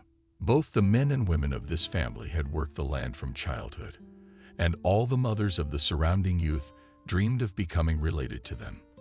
But Jack was the lousy sheep in that family. He was the sheep of the flock. Lord, day and night she prayed for her only son and cried all the time. I regretted her husband's early passing and her son, whose upbringing, being a widow, she had missed out on something important. And Jack, remembering his father, was invariably angry. His sudden death was a shock to the family, and Jack was a boy at the time. Learning as he did the other circumstances of his father's death from then until this day, he asked himself one single question: why? Why did he go there? Did he want it more than anyone else? Left them all orphans, but he could still live and live. Not one of them, though. He was the only one who was tortured by such a question. The circumstances of his father's death were truly tragic. One day, in a hot harvest country, he forgot the glasses in which he was reading in the evening in the sweeper. He settled down with the newspaper, and there were no glasses. Anybody else would have said no, but never mind. I'll get them tomorrow. But my father, always easy on the rise, immediately got ready and went to the combine for glasses. On his way back he saw, in the twilight, suspicious persons sneaking to the auto warehouse, where gasoline, spare parts, and many other useful things were kept. Frank immediately followed and witnessed a theft that had already taken place. The warehouse had been broken into, and the 2 intruders were already at work there, had left someone else's stuff parked next to his car, and those he had spotted in the dark coming out on the lookout, wandering around, and they had seen him too and arrived on the scene, outpacing the casual witness. "Stay where you are." Frank met with a fearsome response. "What on earth do you think you're doing?" He was indignant, not accustomed to being left out. "I told you to stay back," replied the talking Frank. I looked closely in the dusk and could not make out their faces. Besides, the men had their hats and cap pulled low over their faces. But he recognized the voice. "John, was it you?" "Oh, shit," he confessed. The instigator of the theft got angry and raised his hunting rifle. "For the last time, get out of here, Frank, and forget what you saw. Then I'll give you a good deal and you won't be left out in the cold. It's not someone else's, it's ours." To this joke of his chief, the rest of the men laughed merrily and rudely. "It will not work out for you. John, put the gun down," Frank commanded. But the robbers were not about to part with their prey so easily. John's fellow villager fired a particularly hard shot to scare off an overzealous champion of justice. The bullet ricocheted off some iron and hit one of the thieves in the leg. He howled in pain, and Frank, taking advantage of the general confusion, sprang up close to John and began to fight him, wrestling the weapon out of his hands. In the fight, John, he later claimed, accidentally pulled the trigger again. Frank went down without breathing. The shot went right through the heart. The investigation dragged on for months. All the perpetrators were jailed. All the loot was returned. Only Jack's father was never recovered. He had been his parents' benefactor since childhood. He took the loss very hard. He withdrew into himself, became moody, rude, started smoking at the same time. But he also ended up with a bad company. He never talked about his father since then. And he never talked about his family at all. In fact, in the circles where he was now, nobody cared about his past. Everyone in the group had a story to tell. They all had their own baggage and their own skeletons in the closet. Gradually, his and his boys' criminal business grew into a network, reaching as far as the nearest town. There's more. Jack was spotted by birds of a higher flight and made an offer that was impossible to refuse. So he found himself in a city large and very far from his native home. Lost now in one of the countless villages. For the first few years, things were going remarkably well for both Jack and their entire shady business, stretching its tentacles like a giant octopus into all areas of city life. No business of any significance escaped its common fate. It was controlled, milked in exchange, providing protection from countless and far more reckless gangster gangs. Soon Jack, a smart and observant guy, began to realize that his executives had the right connections in both the agencies and the government. He had his own people in the police department, the mayor's office, and everywhere else any problem was solved for dough. Everything depended on the amount of bribe, just like everybody else. I saved enough money. Jack opened his first legitimate project. He opted for a fast food joint, and he didn't lose. The network of fast food, which he purchased as a franchisee, began to develop rapidly, bringing good profits. The next step was filling stations not at the most passable points. Everything there was already occupied by more high-ranking owners, but on the highway adjoining the city. And the project paid off. 8 years after the beginning of such an independent life, Jack became in the eyes of the common people the big businessman, having everything you could wish for several expensive cars, an apartment in the center and another one on the waterfront, another for a mistress country cottage with a large plot in a prestigious place, servants to maintain it, all in order, and money. A lot of money. Money gave him freedom, independence, confidence in the future, a chance to see the world. In short, practically everything. He didn't have a family yet. He wasn't in much of a hurry to get one. He was fine as he was. Jack barely remembered his mother and sister, whom he had left to their fate years ago. Jack was in a dazzling smile. A young secretary whenever he came into his office, and the guards invariably took to his visor, smiling absent-mindedly if he was in a good mood. He would pass by, barely dignifying the guards with a glance, and Helen the secretary would affectionately pat her on the shoulder or even playfully pat her just below the back. She wouldn't have minded if the handsome rich boss had allowed himself more, but right now Jack was infatuated with his current fling. So Helen had nothing to catch for now. But she hadn't given up hope, always ready to oblige as the situation demanded. "Hey, bro." One of his partners in the new business entered the office without warning. They'd grown out of the punk scene these days. It had been a long time since they had gone on raids to collect bribes from businessmen. Their own businesses were, of course, free of any kind of roof, but they regularly brought the due to their elders. And they, in turn, kept a piece for themselves and passed it on to the very top, where exactly that notorious big score was located. And who was he? Jack, like others at his level, did not know. Nor did he ask himself such a question. It was none of his business. Great. Jack stood up to meet his brother, walked over, hugged him, and shook his outstretched hand firmly. "How's it going?"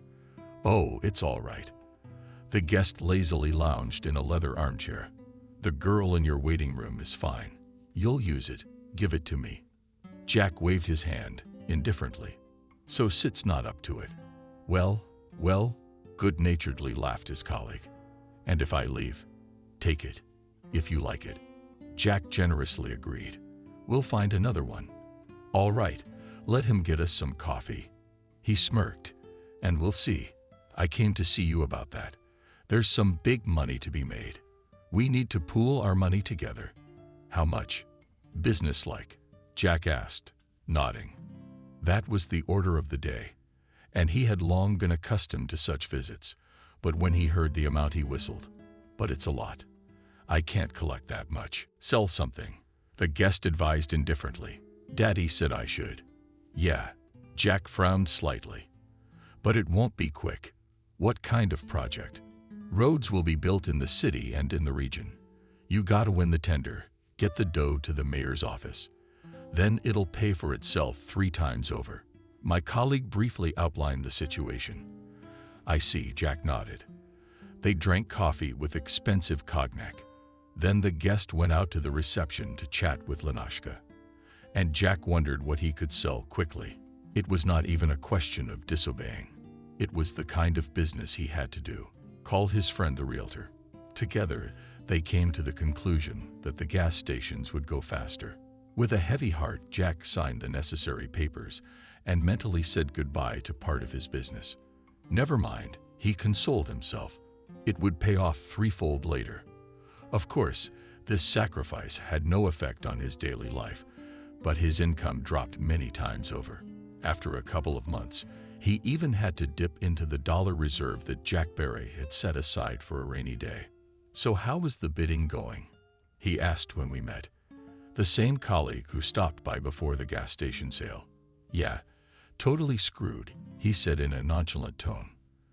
"The competitors have outbid us, and we're out of business. So our contributions won't pay off," Jack clarified, trying to sound just as indifferent. An unpleasant chill crawled up his spine. "No luck, brother," he nodded. "Not this time, c'est la vie." And he laughed, put in his head c'est la vie. Jack responded in a faltering voice. "And you?" The man smiled. That was it. There was nothing to cover for. There was no one to claim his rights. There were for the rights, and there were not.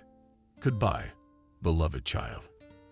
We'll have to somehow squeeze to reduce costs. Something to sell, probably to buy again at least one or something else." What should he sell? Jack's thoughts ran to and fro, and there was an unpleasant pounding in his temples. After going through all the possible options, he finally settled on the most painless one from his point of view. "Hello, sweetheart." When he entered the apartment where his mistress lived, he found her lying in a drunken bathtub. "Oh dear," the girl rejoiced, making the welcoming mask. "What are you doing at this time of day?" "I just got back from a fitness class. You won't believe it. My new trainer is the bomb. I swear on my poor legs, Jenna." He interrupted her before she could listen to any more of his idle chatter.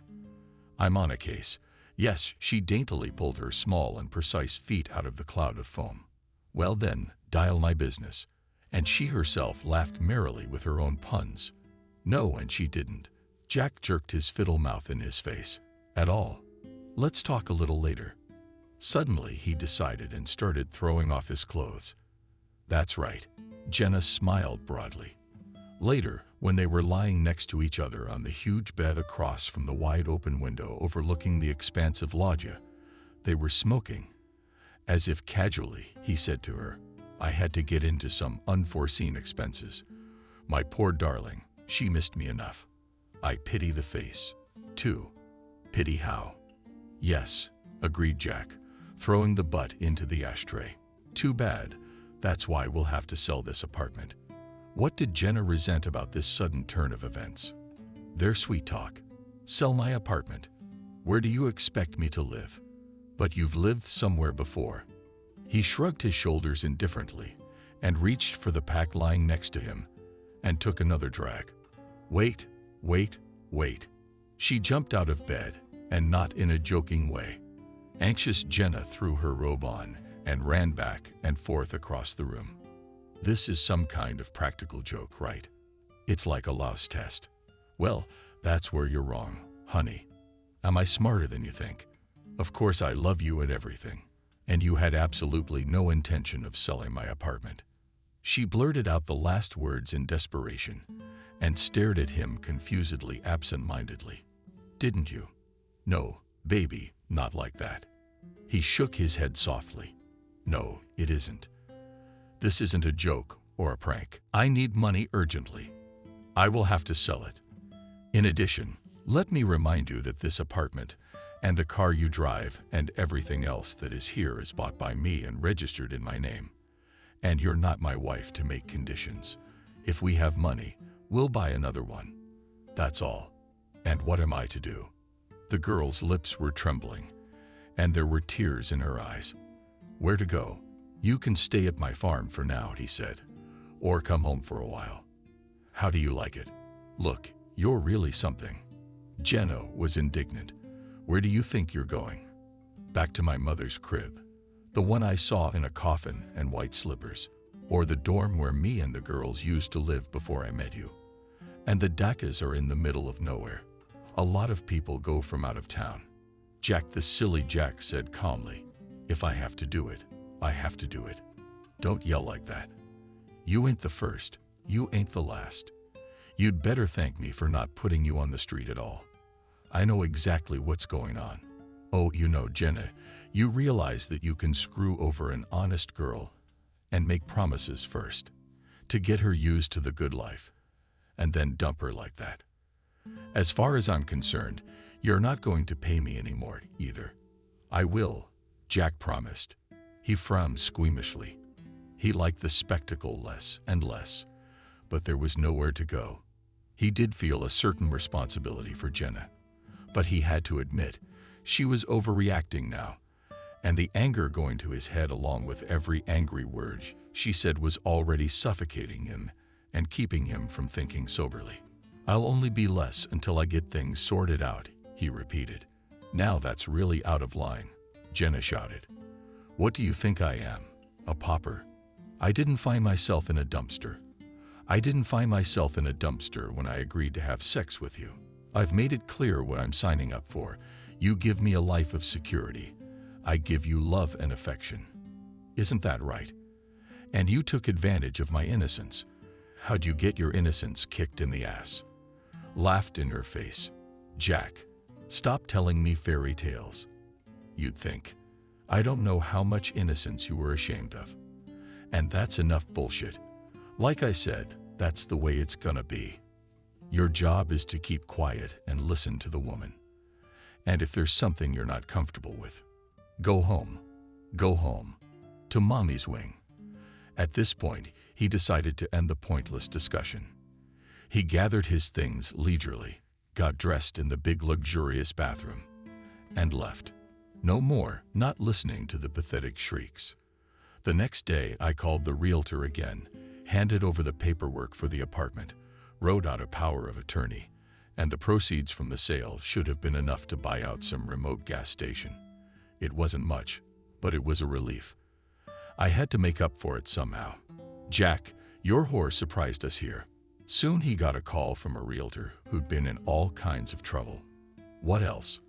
Jack responded, irritated, busy at this time with the contribution of his manager. "Come and see for yourself. The woman said ominously and hung up. Holy shit! All he could utter when he arrived at the place. Clean and neat. The apartment, luxuriously done the day before, was now a rather pitiful sight. It was filmed and seen. There was everything that could be taken away. There were no plumbing fixtures in the units, not a word at all. There were only shiny black holes instead of the Italian toilet, expensive jacuzzi tubs, and bidets. Lamps, sconces, chandeliers were missing. The furniture was gone. Curtains, and other things. Textiles have removed even the blinds, are not too lazy to take away either appliances or built-in kitchen was not at all. What can I say? There was not even an interroom door. It's like the roaring Menides. The realtor raised her eyebrows with a nervous grin. Back then, people really took the door off and took their stoves away. But here, of course, she did her best. She had it so bad for Jack. Nothing. He gritted his teeth, trying to control himself. Anyway, the realtor folded her arms across her chest. It is no longer possible to sell it as a luxury home. No one will give such a price for this trash. I understand. He barely made it out. We'll sell it. The woman summed it up. My commission stays as agreed. There's a lot of work to be done here. I agree. Okay, Jack sighed and hurried away to his room. What was the matter with you? I should have pulled my hair out. I should have had that bitch take the keys and the car and put a guard here. And now I'd grit my teeth in frustration. But I'll get you, he promised. Unattainable yet Angie. And furiously clenched his fists as we happily squeezed him. Meanwhile, a pumped-up guy in plain clothes, hugging, and namesake the same Jenna. Ninka. And now let's get on with it. Not calling me so, capriciously jutting out her lower lip, protested the girl. However, from the persistent caresses of his suitors, do not dodge. Come on, stop pretending. Putting someone else's face on yourself. The guy was obviously happy about something. Paracop took the car. It'll be too late for him when he's done. The clothes, too, in garages dispersed to us round the hands of all things. Then they are quietly pushing. Oh, you're my precious. He clapped Jenna, with one hand and the other clutching another cold can of beer. And you and I will be at the polish border tomorrow. Guys, acquaintances are waiting. There's a whole Russian community there you'll like. Honey, I'm still a trucker. You'll be a housewife. He laughed again. How about that? And then you'll have kids, he added. He kisses the girl tenderly. And that big lug of yours, he'll be out in the field looking for whistles. They won't find my truck. They just can't think of it. And if anything, I got brothers everywhere. The guy was already pretty drunk, bragging. That was it. Fate had clearly turned its black side on Jack. Ever since he was forced to sell his gas stations and lost a substantial portion of the selling price of his apartment and his expensive car as well.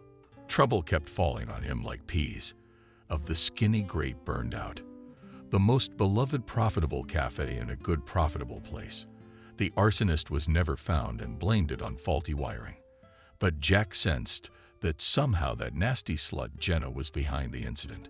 Following this trouble, he had an accident, smashed his favorite car to the ground, and hurt himself badly enough, even though he was not at fault in that accident. The truck driver fell asleep at the wheel and went so far on the oncoming road that he collected a bunch of 5 cars. However, one of the victims was even less lucky than Jack. It was fatal there. And our hero was hospitalized with multiple fractures and bruises. His head, thank God, was not seriously injured, and his spine was also oak, but broken ribs, bruised internal organs, and a broken leg. Leg in 2 places still required a long rehabilitation, finally discharged after a few months. Jack found that his manager had safely fled to an unknown destination with most of his assets, and business was in complete chaos. Profits were almost non-existent. Employees had been fired in droves, and the once profitable business was now in a sorry state. On top of that, creditors emerged like mushrooms after the rain for some unknown debts incurred by the same runaway manager. Soon it became clear that he would have to part with this business. Business partners turned their backs at once, and not only did not help his gangster friends, and they even demanded extra for the months of forced downtime. "I'm broke, Ross. Let me at least recover a little." Jack tried to talk his way out of it, but nobody gave a damn about his difficulties. "You're told to pay, you pay. If you can't, we'll put you on the meter." That was the end of the story. He had to shrink to the max and sell everything. When he settled his debts and mandatory contributions to the Commonwealth, he was left with only a pittance. A total wrecked car after an accident. Yeah, one last apartment. You had to live somewhere, not to whine. Son advised him indifferently, "Some of the older comrades is not the first, and you're not the last. Let's in line to collect coins, tadpoles. In these positions, we always need a hand. You know that." Yes, he was aware, but he never thought he'd have to start all over again. How's that? Jack couldn't even wrap his head around it. He felt insanely sorry for himself and was ready to jump off a bridge. Honestly, he wanted to go and punch someone in the face. Find Jenna the bitch and have her Botox my face. But none of that was possible. Who was going to work for a pauper now? Oh, how sick of it all. In a helpless rage, he clenched his fists and kicked with all his might at some rock that lay at the beginning of the bridge. But it was bigger than it looked. It had grown into the earth long ago, and all that was visible on the surface was the tip of a foot almost off a spike. The pain made Jack slightly distracted from his troubles and self-inflicted black innovations. He walked down the street away, wherever his eyes could see him. He walked as if in a kind of trance, until he almost tripped over a small, dirty creature in a cubbyhole near a transformer booth in a dusty public garden. Jack took a closer look. It was a child, unbelievably dirty, covered in rags of some kind. He couldn't even tell if it was a boy or a girl.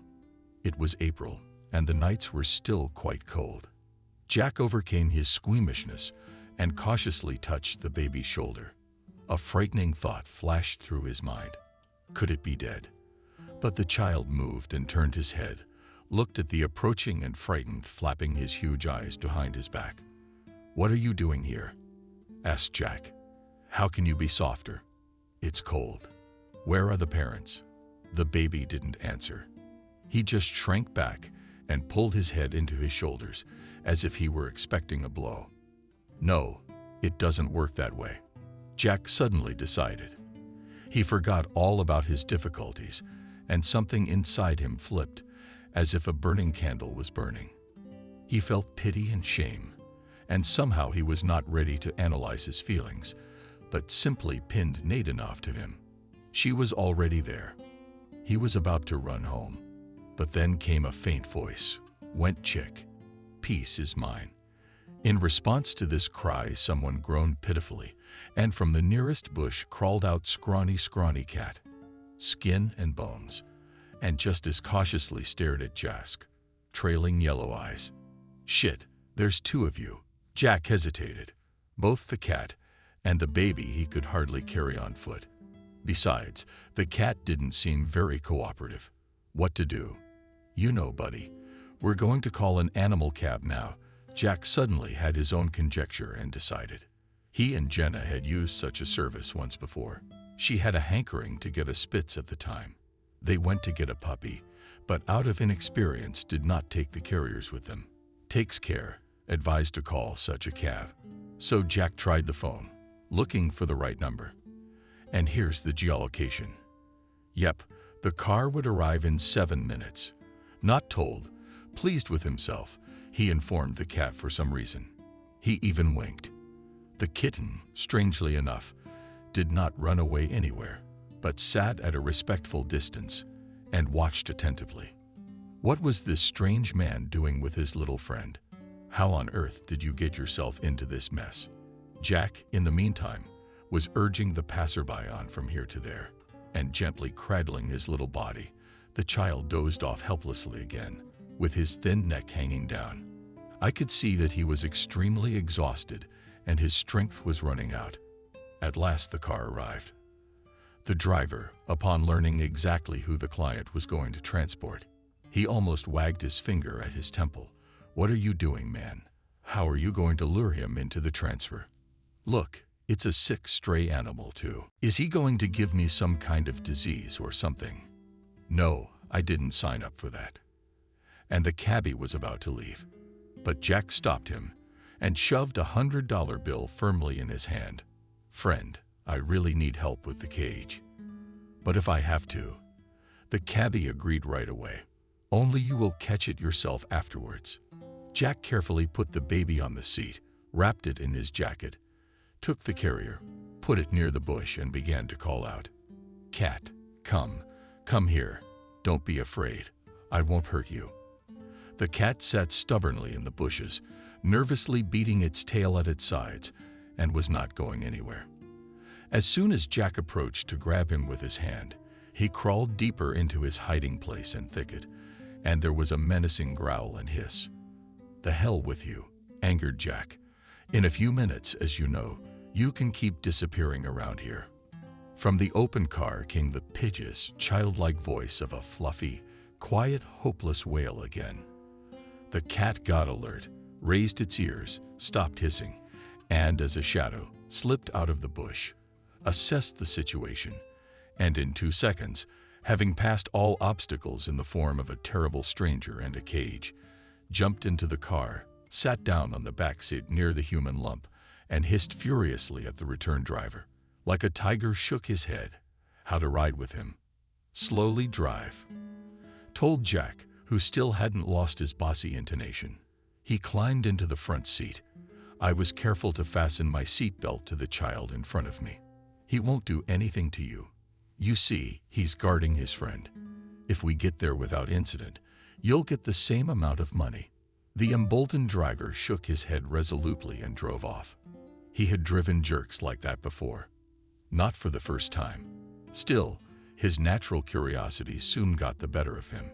So he asked Jack before he dropped off his strange passengers, and he pointed with a nod at the child. "Mine," answered Jack in the affirmative, and didn't add another word. Just slipped the cab driver a few more bills. "So long." The chief waved him off. "Call me if you need me." Jack gently pulled Nadanov out. The cat followed, and the three of them disappeared into the entryway of a nice apartment building. "Yes, business." Shook his head. The driver carefully folded the proceeds and departed, finding himself in the familiar warmth of his comfortable apartment. Jack was suddenly horrified, almost as he imagined what his little one had to endure. Find the burden, carefully freeing the child from the rags in the bathtub. The man almost howled in shock. In front of him was a living skeleton, covered in leather. How could such a thing be possible? Jack muttered aloud. The child, who turned out to be a girl, sat quietly, not uttering a word, and only stared somewhere past, hardly able to see with his eyes. Jack managed to wash the baby with warm water and shampoo, wrapped her in a towel, and brought her to V. He went through the closet, found his smallest t-shirt, and somehow fitted it to her skinny body. I put the baby on the couch, moved a chair nearby, so that, God forbid, she would not fall off, covered her with a warm blanket, and went into the kitchen to warm milk in the microwave, made a sandwich with sausage and brought it all to his unexpected guest. Hold it up to your ears. An animal light glittered in the girl's eyes, and she went away almost as much as a cat from the bushes pounced on Jack's food at the sight of this sight. About a hiss of cold sweat, Fluff called out to the little one, leaving a small bite of sandwich and searching her eyes. The cat, still sitting in the hallway, hanging for clothes, was immediately there, and in one fell swoop swallowed his share. You're really something. Jack barely squeezed out and went to make another portion of food. The cat opened a can of Sprats in the kitchen. There was nothing else suitable, and he poured milk into the saucers. Kitty, kitty, called out to the animal. I didn't have to say it twice. In less than a minute, both the tin and the saucer were clean to a shine, and the girl swallowed her food again instantly. But she didn't say anything. She just sighed contentedly and threw herself on the pillow with her eyes closed. The cat crawled under the couch and fell silent there. Jack began to think. He needed a doctor. That was understandable. But if he took her to the clinic, They would ask a lot of questions that he didn't have the answers to. And of course, they would take the baby to an orphanage. Then he, Jack, can hardly do anything to help her. What is he? An out-of-work gangster, a bankrupt businessman. He doesn't even have a job history. No child welfare agency would give a child to someone like that. Strangely enough, he didn't ask himself why he wanted a child at all. He just felt a pang of insane pity and a desire to protect him from the world at all costs. This small and helpless creature. Thinking thus, Jack decided to call the doctor who had treated him at the clinic during the last months of his recovery. He answered immediately, not surprised at all, and said that he would certainly come to the call. He named an amount. Jack still had some money. Not much, of course. But compared to the same cab driver, he could probably be considered a man of means. Smirked mentally at the pun. The guy, while waiting for the doctor, decided to clean up a bit. It had been a long time since he had had to do this sort of thing. But the amazing thing was, now that he had someone to try for, the job was so messy in the hands of the door to the guest bedroom. He covered it so as not to disturb his occasional guests, and he got down to cleaning himself. Then he went to the store near the house and bought the first jars of baby food, milk, loaf, canned food for the cat, some cooked, good sausage and other small things. In the evening, the doctor arrived, saw the patient, whistled a little press. "Where did you get her from?" Jack said she must be hospitalized. The doctor pronounced the verdict unquestioningly. "She is extremely emaciated. Lice God knows what else. The child must be examined and parents or guardians must be found." "I'm her guardian, Jack, and I'm not going to give her up to anyone. Her parents are probably looking for her." The doctor tried to reason with his recent patient. "Is that how it's done? They find a stray on the street and decide to keep it, like a cat. It's a human being. She needs both documents and proper custody." "Look, doctor," Jack pleaded, "do you see the condition she's in? The custody she has now. Don't you know how things work there? Let her stay with me until she gets better. Maybe later she'll be able to tell me something." The girl looks about 4 years old. The doctor squinted. "She won't say anything. She's in shock now. If she remembered anything at all. She had forgotten everything a long time ago." "Let's do this," he sighed. "Let's take her to the clinic and have her examined. If something serious comes up, there's nothing to be done. We'll have to make a card and draw up all the papers. Call in the specialists from child welfare. And if outpatient care is possible, will you take a nurse for her and nurse her at home? But I warn you right away, it's all solely your responsibility." Of course," Jack assured him. "Here you are. Thank you very much." Fortunately, nothing more serious than malnutrition and developmental delays were found in the girl. For the second month, she was at Jack's house, with 2 nannies on duty at all times. It was as if the boy had grown wings. He wanted the girl to get better so badly that he would do anything, even if he did not go back to unloading wagons in the criminal structure. And since he had no debts and there was no more business, no one was looking for him. Jack looked for a good repair shop and a cheaper one. Finally found one, repaired his car there, and got a job as a cab driver. And between shifts, he really went to unload cars on the railroad. Tired as hell. But at least I had something to provide for. For money, for treatment and care. And not even getting into his meager by previous standard stocks. Yes, he named the girl Molly, and her fortune made a big difference. She got better. She didn't look like a living skeleton anymore. She began to speak and even smile a little bit. The cat, invariably present next to me, also distinguished itself. He grew a new coat, stopped hiding under cupboards and beds, and still guarded his little companion like a good sheepdog. Allie smiled at the little girl when she saw her patron, mangling his name ridiculously. "Hello, Molly. Coming home?" He brought her sweet buns with raisins, chocolate ice cream, colored pencils, plasticine. "How did you manage to go for a walk today?" And the girl nodded. "We went for a walk with the nanny. "We walked for an hour in the morning until it rained," said the nurse. "And in the evening we didn't go. It is very wet there. The doctor told me to be careful. I don't want to catch a cold. Isn't that right?" Jack approved. "We'll have tea and buns now." "Yes, Molly." "Yes," rejoiced the girl, and caught Jack by the arm, walked with him to the big and bright kitchen at the table. While the kettle was heating itself, she sat on his lap and purred, like a little kitten rubbing the boy's clothes and hair. Time passed. The doctor increasingly persistently asked what Jack intended to do with his ward. He stipulated, promising that here was another week, and we'd think about it, and all in that vein. In fact, he broke out in a cold sweat every time he imagined what would happen if the day were taken away from him. How would he live then? For what, in this little girl, was now the whole meaning of his existence? A whole world previously unknown had come into focus. In the end, Jack decided on this. It was no longer possible to stay in the city. That was clear as day. A little more, and the doctor would help, and the kind neighbors would report him to the proper place, and the ruthless officials would take him away for the day. So he had to go somewhere where no one would find them, and no one would ask too many questions. But where to exactly? Where to find such a place? Jack thought long and hard, guessing this way and that. If only all this had happened before, when he was rich.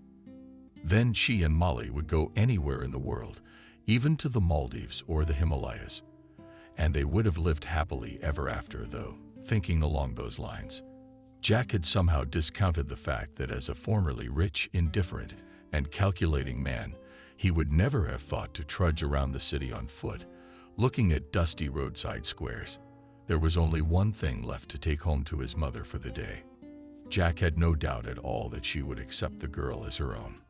It was all right that they had not seen each other for nearly 10 years. Never mind that he was a prodigal sheep and the last bastard. His mother is the kindest person in this world. She's sure to take pity on the orphan. There, in a village far from the bustling metropolis, no one will be surprised that he brought home a child. We'll say that her mother died, and the documents burned, and Molly herself in the countryside, and the fresh air will be so good. Jack was now more and more reminded of her own childhood, behind the veil of life away from home, fussy, wasted bread. It seemed fabulously beautiful. How happy they were as children, as they sat by the heat of the writing stove. On long winter evenings, when the adults, having completed countless activities of the day, rested, indulged in simple domestic pleasures, Mother would knit. My father was reading newspapers or books, and my grandfather, already quite old, was dozing openly and thoughtfully played in a large rocking chair.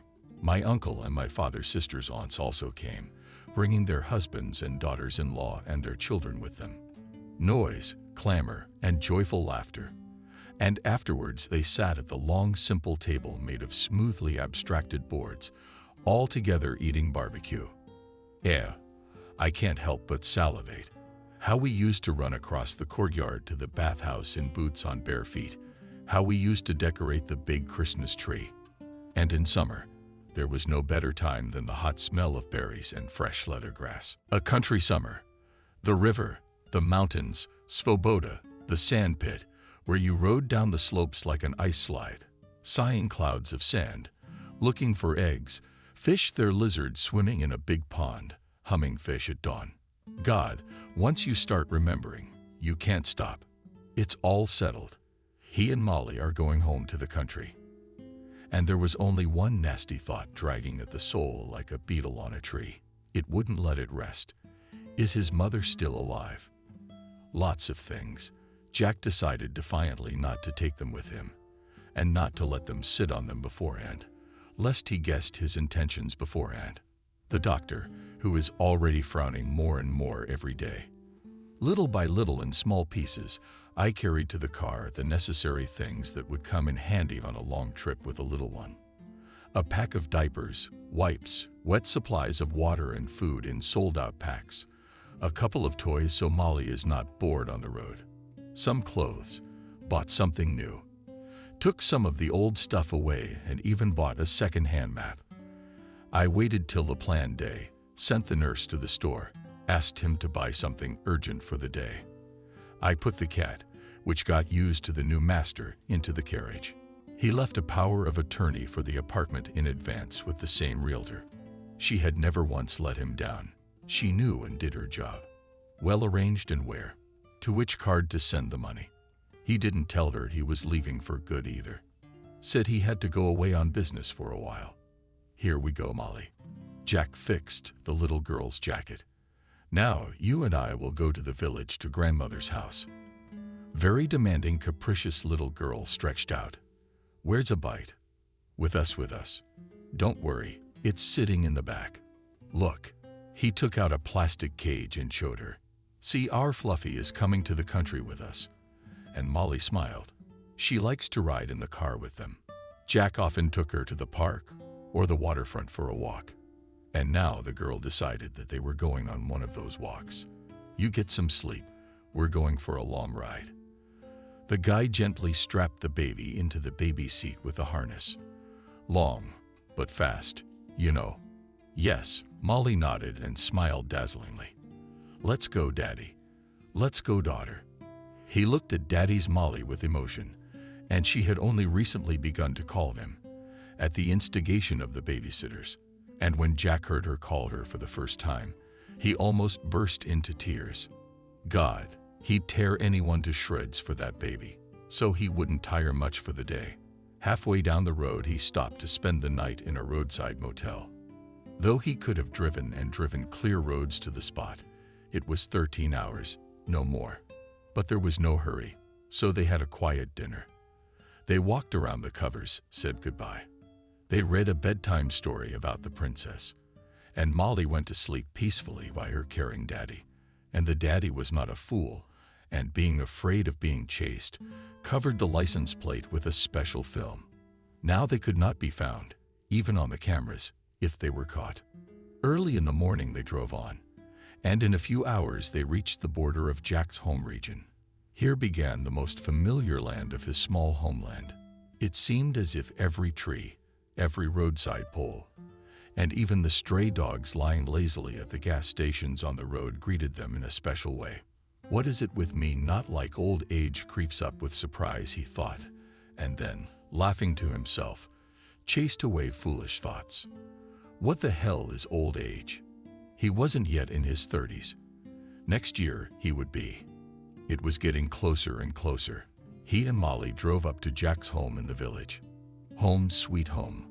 How good is it here? How peaceful, no big city noise. No, the perpetual hustle and bustle, and smiles, and running around. The expanse, the heavenly breadth of the vast fields running away into the distance. Jack opened the windows and the fresh, clear, particularly piercing air of autumn filled the cabin. He sighed greedily at this tart aroma of rotten grass leaves, stored skipping mushrooms, and manure. And he himself did not notice how the road sign with the name of his village already appeared. Molly by pulling him serenely, sleeping girl. We're here, we're coming out soon. Wake up, baby. Molly baby muttered, waking up and wiping her eyes with her fist. Molly baby. Yes, of course. Baby girl smiled the happy daddy.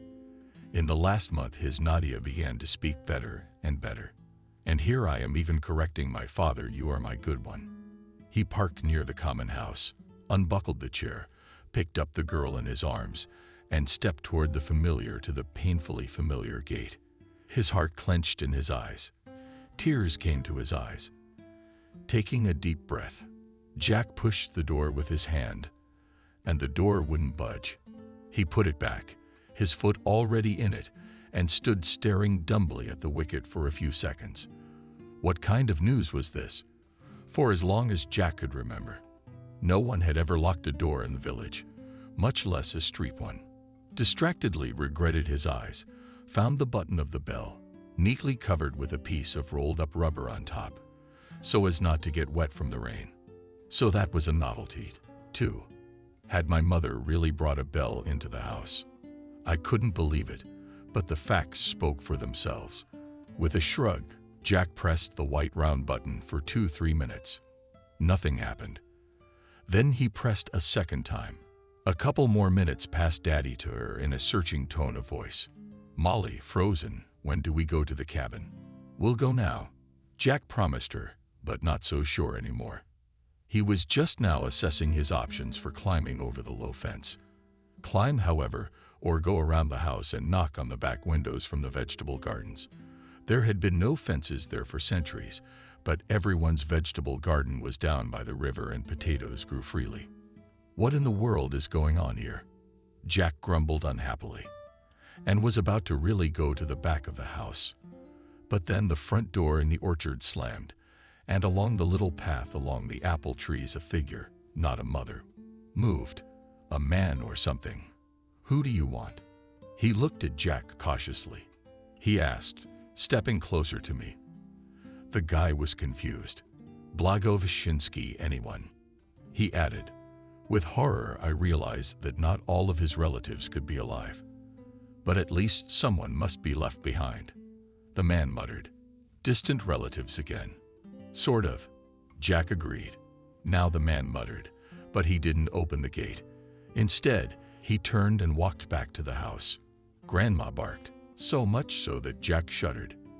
He was relieved to see she was alive. My mother. Through the densely growing apple tree branches on the pathway again loomed.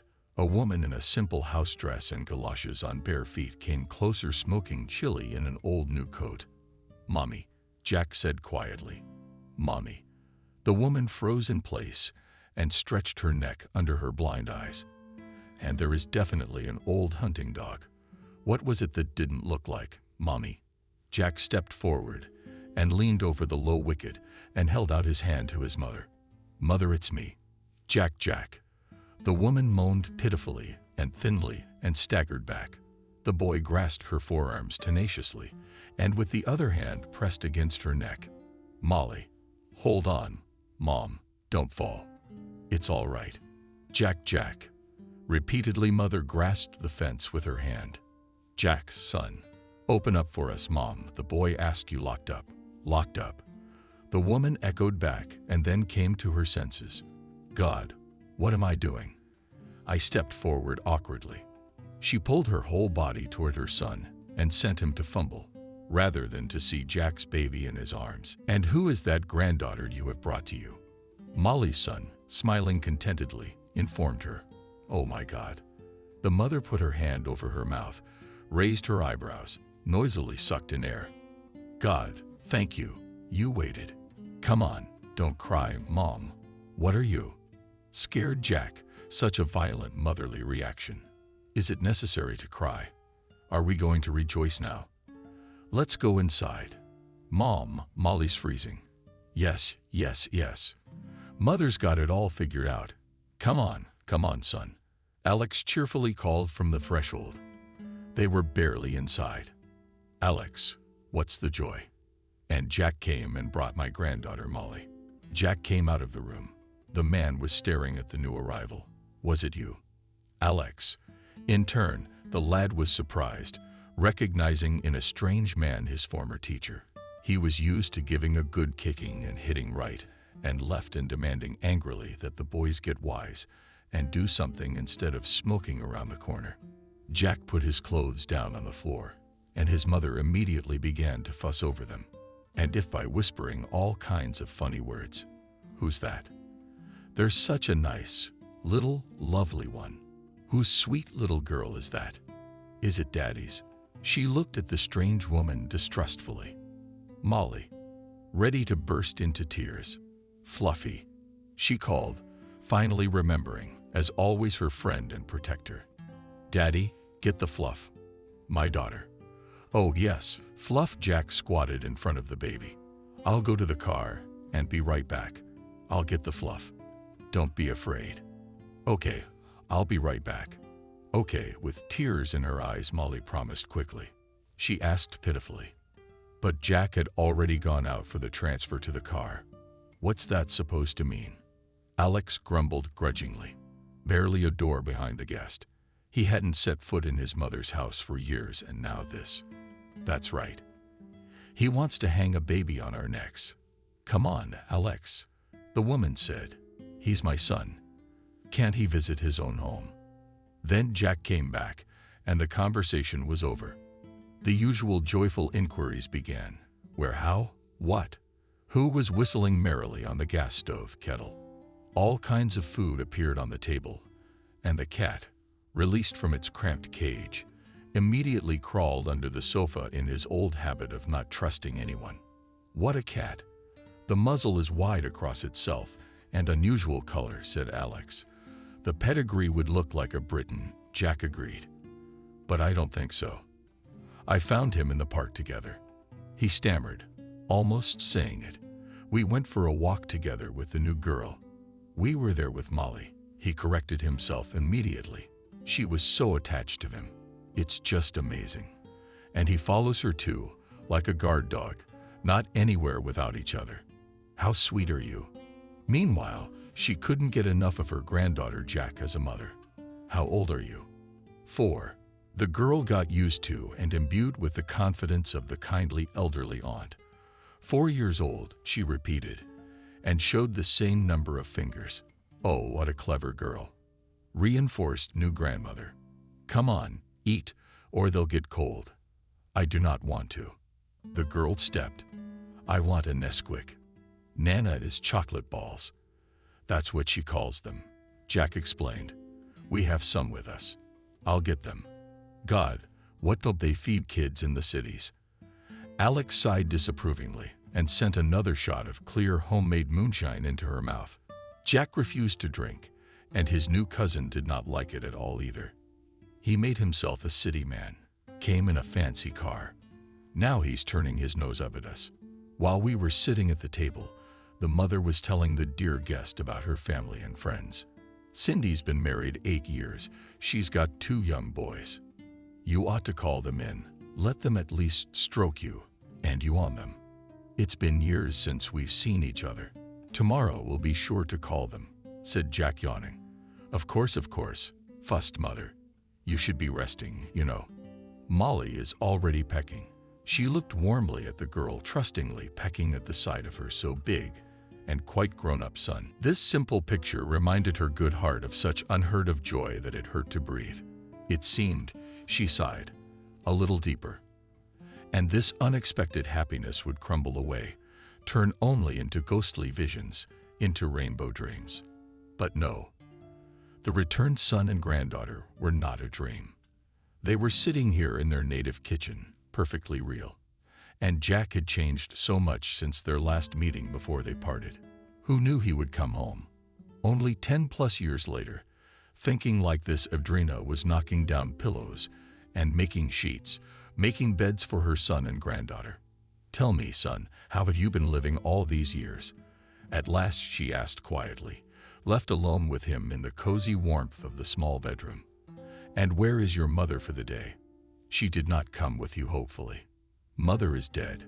With a deliberately sad sigh, Jack reported. Following the outline plan not long ago, but she barely remembers her anymore. Psychological trauma. Ah, God. The mother crossed herself, lowered her eyes, and muttered a snippet of some quick prayer. Vaughn looked into her son's eyes, searching there for sorrow and pain. She and I weren't even married. He hastened to reassure his mother on his own account. But Molly, I love. She is my own blood, he added, almost angrily, raising his voice as if there was someone at the door who had come to take her away. From his child Jack, the older woman looked at her son with admiration. What have you become? How grown up, how independent you have become. Mom, Jack said, averting his eyes. I owe you an apology.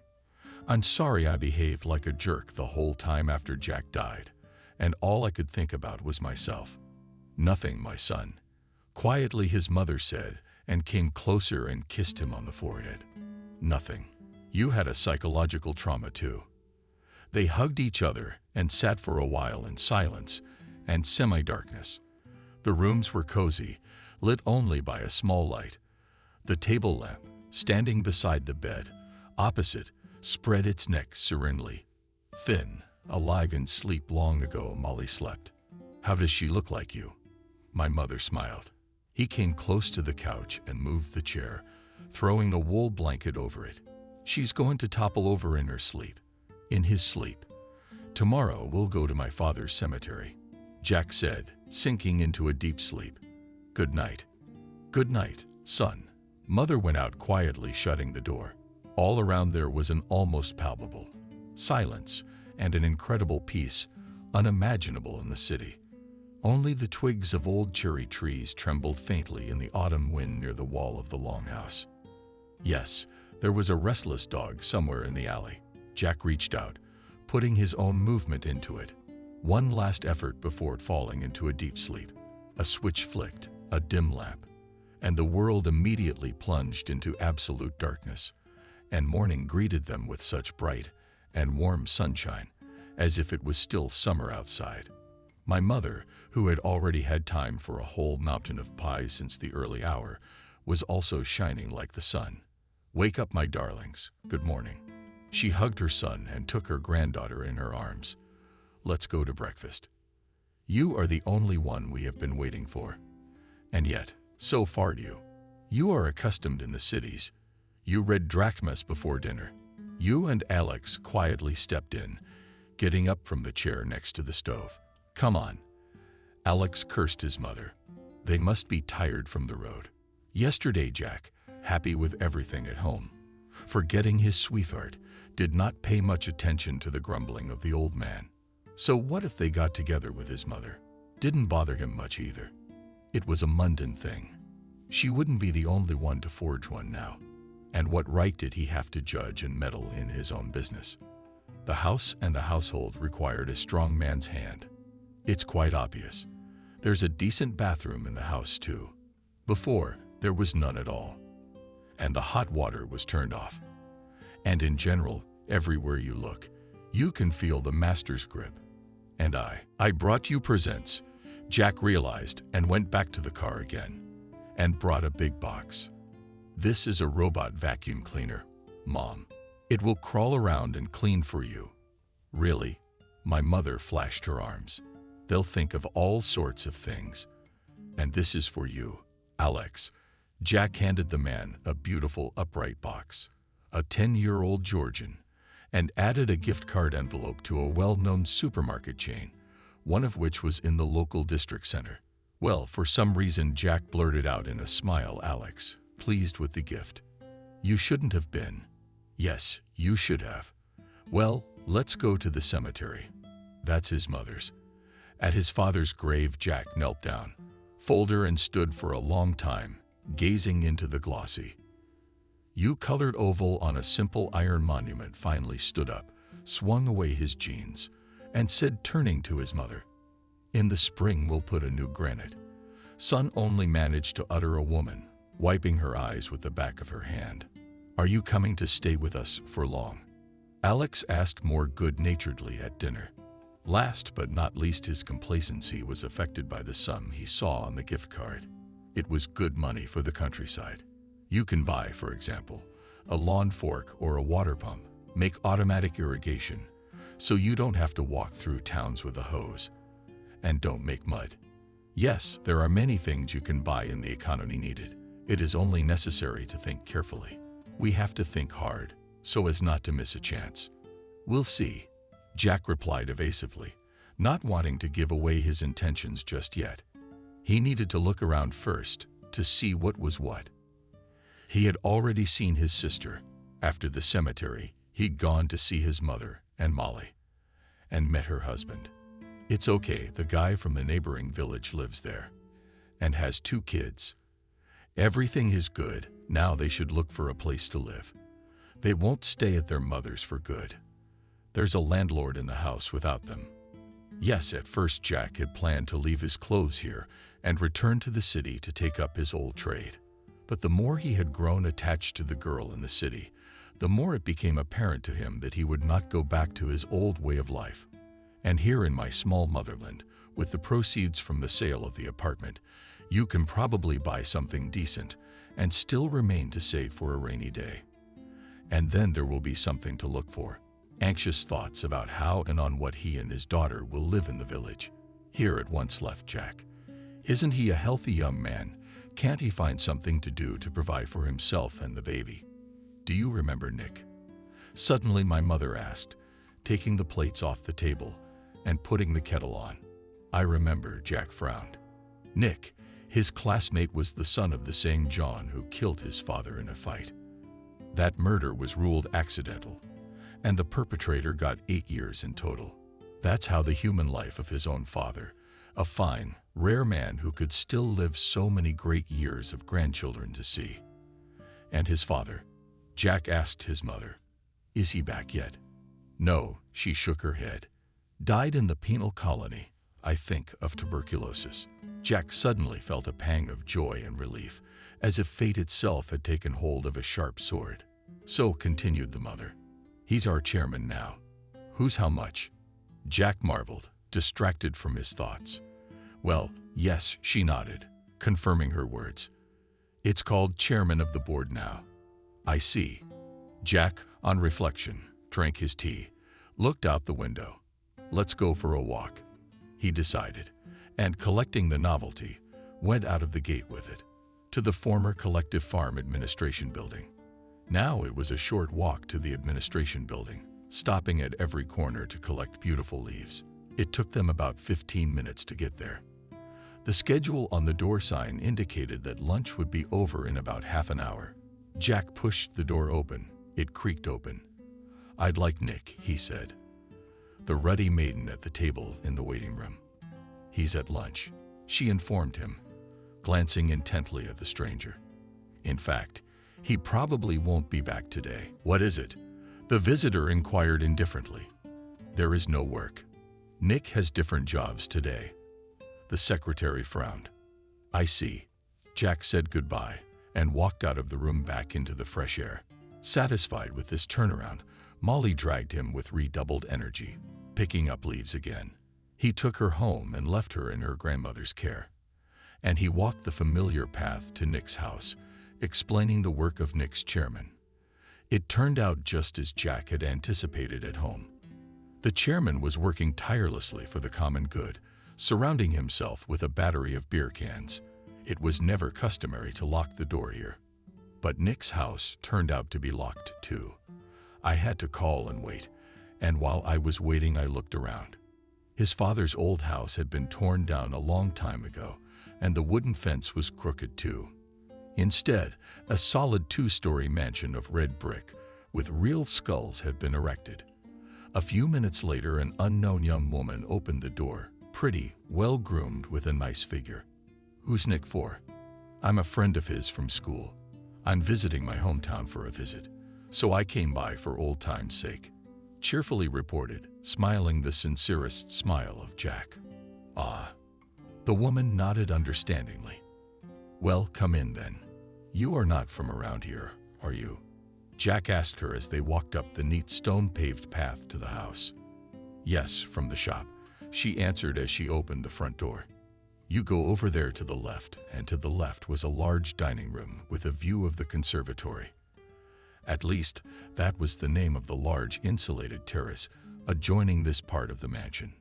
Wow, you look like you've got yourself a pretty good chairman here, smirked Jack, entering the room, where Nick was sitting, sprawled out in a soft, low chair and sipping another can of beer. Who are you? How did you get in here? I stared at the guest in bewilderment. Already you do not recognize your classmates. In a fake cheerful smile, insulted Jack. You're all so bossy.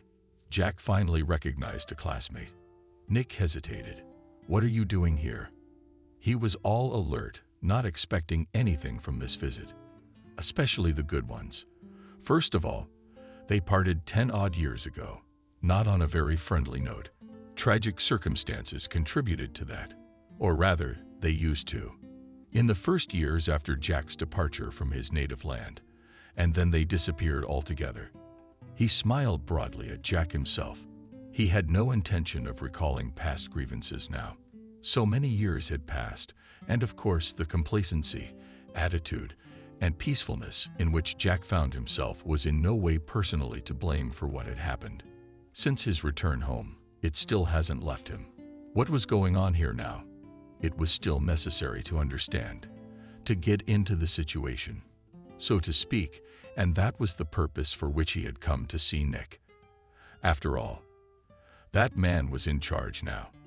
That was a good place to start. How are you doing?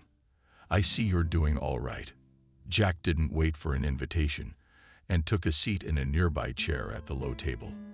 I can't complain, smirked the host. Here's to my meeting. He held out his mailbox and a beer can, but changed his mind. He got up and got a large bottle of stronger liquor. This would be better. We drank, talked about this and that. We reminisced about the old days. Nick looked sure of himself. He was as talkative and happy as before. But his appearance had changed much more. He even looked a little bit swollen. Even his face at under 30 had become unhealthy. Drinking. I realized, Jack, and noted to myself that Nick was in it. He was following in his father's footsteps. He was so drunk in his day, the whole village heard him chase his beloved around the yard. For a long time. Just like everyone else Jack had seen so far. Nick asked, saying goodbye to his guest. I haven't decided yet. I'll stay for a week, and then we'll see. Well, come to my office when you have time. I'll show you my possessions. Nick winked benignly, pleased that Jack didn't show any animosity. People like you and me have to stick together. After all, he thinks I'm a bandit. It got to Jack as he walked back home and counted himself in that circle. It doesn't add up. In fact, this visit left him with an unpleasant residue. Behind the outwardly Nick's joker, with a clear reluctance to talk about serious things, he was hiding something else. What was still to be found out? In the meantime, it was time to think about his own business. In conversation, Jack casually asked his former comrade at what price. Neighborhood houses for sale. There's a thought of buying something for the country house, he said. He laughed and said that this is not the metropolis and nothing good around here sells. Still, he had to buy something. Since he was going to stay in his native land forever, he decided to get in touch with the realtor and try to call her on the phone. The cell phone service turned out to be terrible. Nothing threatened, and the connections, barely stopping, dropped every 15 seconds. What kind of Wi-Fi do you have here? He asked his mother. I can't get cell service at all. You made up Wi-Fi too. She laughed. A good one. It hasn't come to us yet. All we have is the mobile internet, and then only once in a while. Everyone who needs something urgent. But the suburbs go. No way. Jack was amazed. They still haven't got normal internet. What a horror. And in neighboring villages there is only in the district center. My mother said with a wave of her hands. We do not suffer. But the young people, of course. Howling, of course. You can't even go to school without it now. Jack shook his head. Well, they don't think about school in the first place. Mother laughed again. So go to the suburbs, son. If there's anything important you need. Yeah, man, puzzled Jack and thought about it. It turns out that not everything is so smooth in the native land. And then it was as if it hit him. That's what he needs to do. He will open a company and become a local provider. He will set up normal high-speed internet in villages and villages via fiber optics. The money from his apartment should be enough for such a venture. Small business loans are now available through the bank. We went over this more than once. The guy's mood immediately picked up at 12 o'clock. By the standards of the dial, it was all right to stay at his mother's for a while. But he had something to do. And he'd been into that sort of thing since he was a kid. Although he had received no education other than high school, he had an excellent grasp of modern communications. All that remained was to wait until the apartment was sold. In the meantime, he would take care of the registration of the legal entity. It was not the first time for him either. He registered the body like all the others, connected with civilization and official structures. I was in the district center. At dinner, Jack said he had some business there and offered to go with him to buy something he needed in town, a gift card to use. If you have an idea what to use it for. Oh, Jack, that would be nice. It's beautiful in a car. Alex's mother was happy to see us. We should go to the Social Security office and to the doctors. We should make an appointment with his cardiologist. We'll do everything with vigor, Jack promised. Are you going to take your time? Shall we go in a couple of days? Thank you, Alex.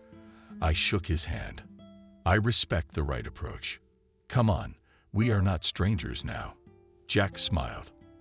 Actually, if you need anything, don't hesitate to tell us. We'll solve everything. At Jack's apartment in the city the morning after his departure, the nurse, and the doctor met. Somehow they left. Where to? The doctor asked grudgingly. To rest, or what? Did he think he would be with someone else's child? I don't know. The nurse shrugged his shoulders. I have not been informed. Just wrote me a letter from the landlord saying they would be gone for a while. He asked me to keep an eye on the apartment, and he sent me money for a month in advance. He was kind of on vacation, and then we'll call each other. Well, I called him too, but his phone was unavailable. The doctor was indignant. The girl needs to be properly documented. She needs to do. What kind of approach? What irresponsibility? What kind of irresponsibility? Suddenly the nurse objected to him. Our Jack is a good man. He was a very responsible person, and he never treated me or my partner badly, always polite and courteous. He's very fond of the girl, in spite of the fact that she's a total stranger to him. But how do you know? I think maybe she's no stranger.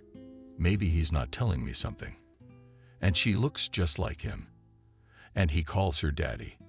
And he loves her for real. Why doesn't he want to do the paperwork? But that's his business. Everybody's got their reasons. Oh, you and your trivial grin, Dr. called off, very impolite. It is necessary to check what he is going to do with the child. You see such diarrhea here. What bastards aren't there? But that's a bit far-fetched, isn't it? She's really pissed off. Honest woman. Jack's not a creep or a maniac. I know where you're going with this. You should be ashamed of yourself for saying that. And she began to open the door from the apartment to the entrance. Grumbling unhappily, she let him know that the conversation was over. The doctor was forced to retreat. As a man of responsibility and a good professional, he was tormented by the thought that by entrusting his life to his wealthy patient, he might become an accomplice to some heinous crime. Let us not criticize the honest doctor too much for such thoughts. It is true that he had seen a great deal in his life. He had all sorts of patients, and their motives were very different, and their minds were sometimes full of things that made one's hair stand on end. For instance, just now he was watching a girl from a very wealthy family who suffered from a peculiar personality disorder bordering on schizophrenia. It seemed to her, and had been for a long time, that a child had been taken from her, though she had not and could not have had any child. The girl had been ill for many years and was always under the close supervision of her relatives, either at home or in a clinic for the mentally ill. His doctor had been invited to see her recently, on recommendation, and he had managed in this brief time to be surprised by nothing for a long time. He had heard so much from her. However, to hell with her, with this poor mental patient. The doctor interrupted his own thoughts. There was something else to think about. Whether or not to report the theft of the child to the police. For one thing, there is every reason to believe that the girl might be harmed in some way. Her so-called guardian left with her in an unknown direction. He did not confirm his rights to the child in any way, and he is not trustworthy either. It is not clear where he works, where he gets the money to live a pretty good life. Probably some gangster. See what kind of card he has. How can you earn money for such a car by doing it honestly? On the other hand, if Jack wanted to hurt the girl, why would he take such care of her? It's hardly a manifestation of a maniacal tendency. The doctor had seen them together more than once. The man treated her as if she were his own daughter, and there was nothing suspicious in his demeanor that a well-read professional eye could see. In the end, our doctor came to this conclusion. He would go to the police and ask if anyone was looking for a child who resembled Nadia by description. If it turns out that they have, then he'll tell them and let it happen. If not, he wouldn't say anything, and he'll explain that he had to check. A story he told to one of his patients, all the more so because she really did say something like that. At this point, the doctor calmed down, went to the diner, drank coffee with some bun, and went on with his business. The trip to the district center took place a few days later. My mother had to collect orders from neighbors who knew about such an event, finish some urgent household chores, find the necessary documents for the Social Security Department, and make a referral to the district doctor, who comes to the village only twice a week. And Alex was passionately choosing the new gas boiler. Every now and then, seeking advice from a colleague of two, they opted for a couple of highway models, and the guy promised all help from his side to install it on the spot. That would be great, rubbed his hands with a satisfied Alex. Because our old speaker is dying to be installed. It can hardly be bent. And then we will be saved only by the stove. We won't see any hot water at all. Yes, it's a good thing. Jack agreed. We'll take it and see how it works. The manufacturer gives you a 2-year warranty. All you have to do is fill out the warranty card. We left early in the morning and did not return until about 9 o'clock, while we were running around the cops. But we did so much useful work, all that was planned and even more. And presents were brought to all relatives and neighbors, and we bought everything on the list for my sister Jack on the way back to their place in the village. We unloaded boxes of purchases from the trunk and took for the day, which remained at my aunt's. While Daddy and Grandma and the new grandfather were out running errands, they all played so well together. Cindy smiled. Just like you and I did when we were kids. Jack turned the whole house upside down. And your cat caught a big rat. He's a rat catcher, you know. Now the whole village wants to invite him to stay with them. A rat catcher. Very rare. We must get kittens from him. But I don't think that will be the end of it. Smirked Jack, settles fat. Long gone on the home matches fluff in the carryover coup. Come on, buddy, you're about to become a star here. Daddy, I was so much fun. Molly reported happily, hugging Jack by the neck. I have 2 brothers now. That's right. Oh, you are my joy.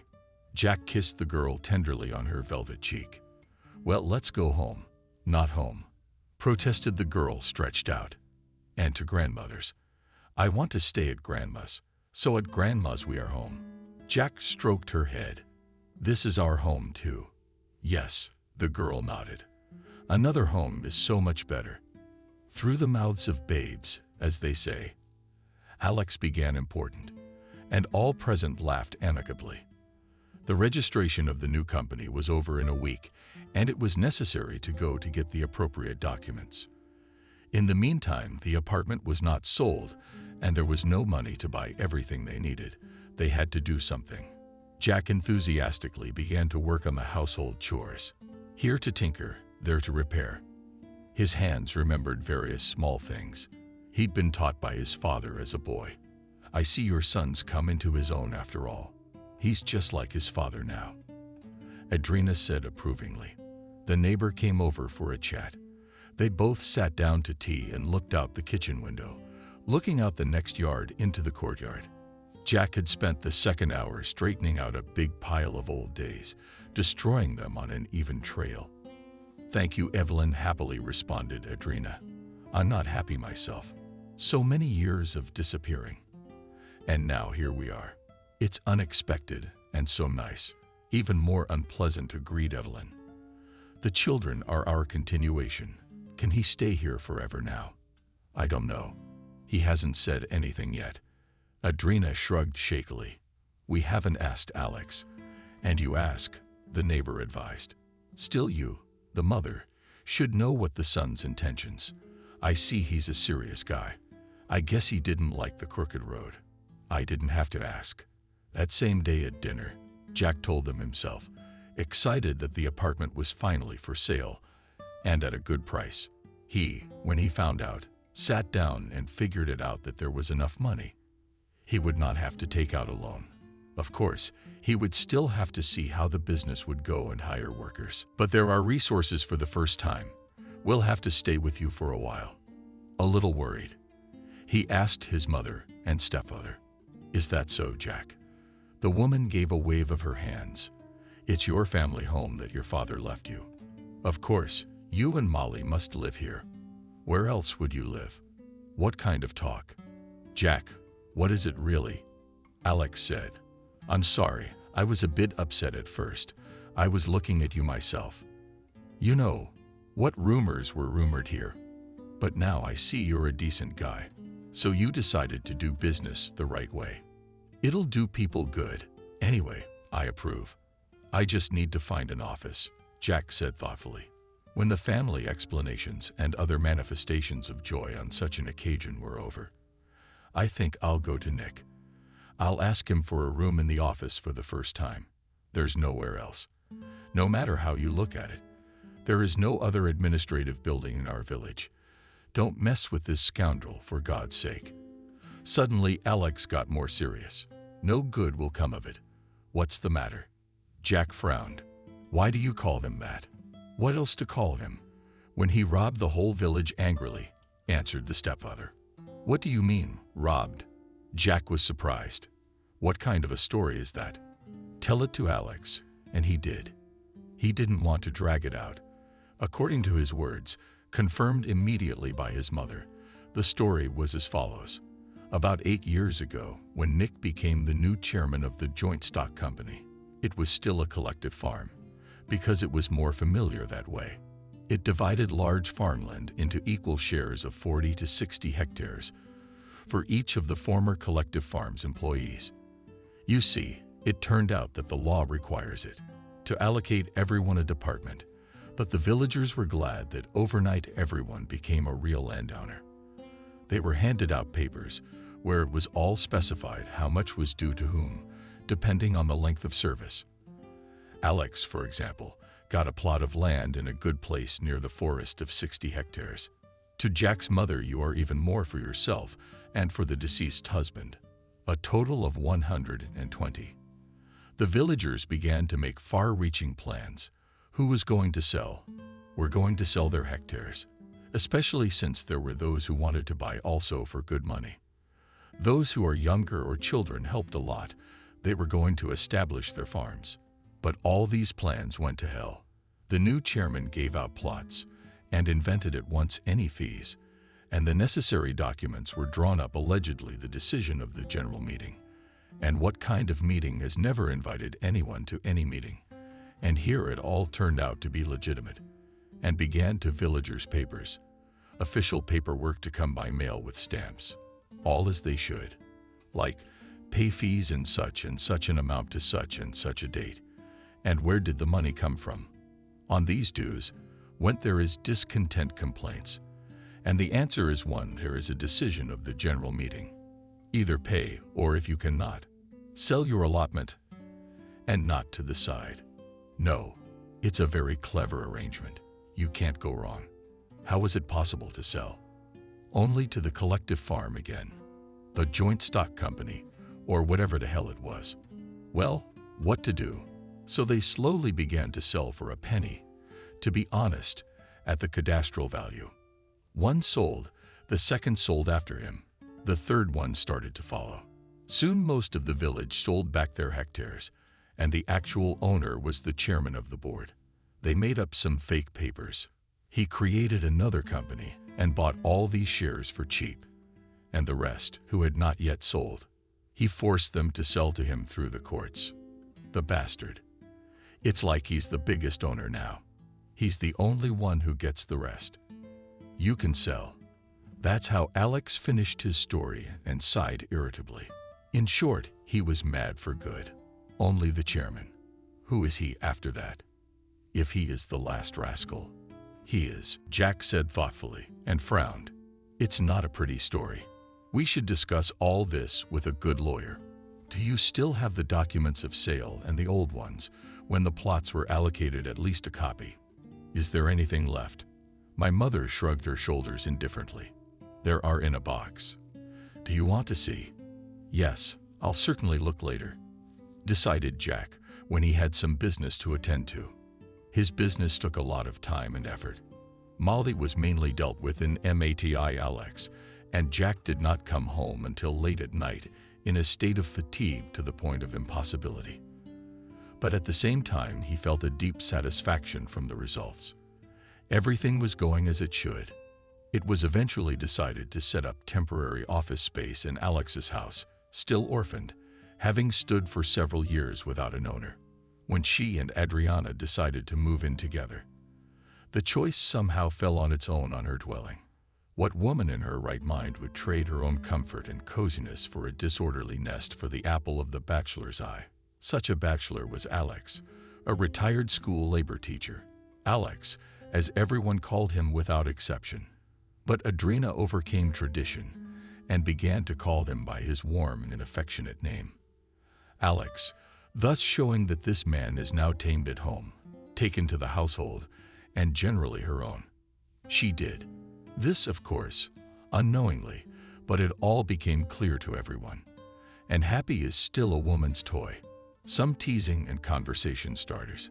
One nosy neighbor picked up two men. They never left their home village. And both of them are very nice. And on your share. Good man, Maria. As if she did not notice the irony, Adrina answered the lonely neighbor. And if you need help, just say so. Alex will come and do everything. Aren't you afraid that in front of you there is a loud burst of laughter? My neighbor's a good-looking guy. No, I'm not afraid. She looked calmly into her eyes and answered Adrina. See you soon. She walked down the street, as she was going to do, to the only store in Chaplin. That's how she and Alexei had been living together all these years, without regard for the taunts and caustic remarks of some of the villagers, and now they were fine. My son is back, a support and protection of hope and joy, and his granddaughter brought her with him. Oh, how Adrina loved her with all her heart. She took her in her arms for the first time. The puny little creature is almost weightless. She really is happy. And there's nothing to deny and anger fate. You, Jack, don't be shy. Set up in my hut. How do you want it? Alex admonished the boy. When did they decide that the company office would be there for the time being? Jack was grateful for the opportunity, and the first thing he did was to tear down the old unsightly fence on the outside. The workers fixed it a little, patched up the roof, painted and tidied it up. It looked quite decent. And inside, of course, had to make repairs close to the modern style. We planted bushes around the perimeter instead of the fence. Something like a hedge inside a public recreation area, benches, flower beds, and even a playground. An unprecedented thing in the village. Jack wanted people to see beauty when they came to him. They knew they were welcome and could provide cultural activities for themselves and their children.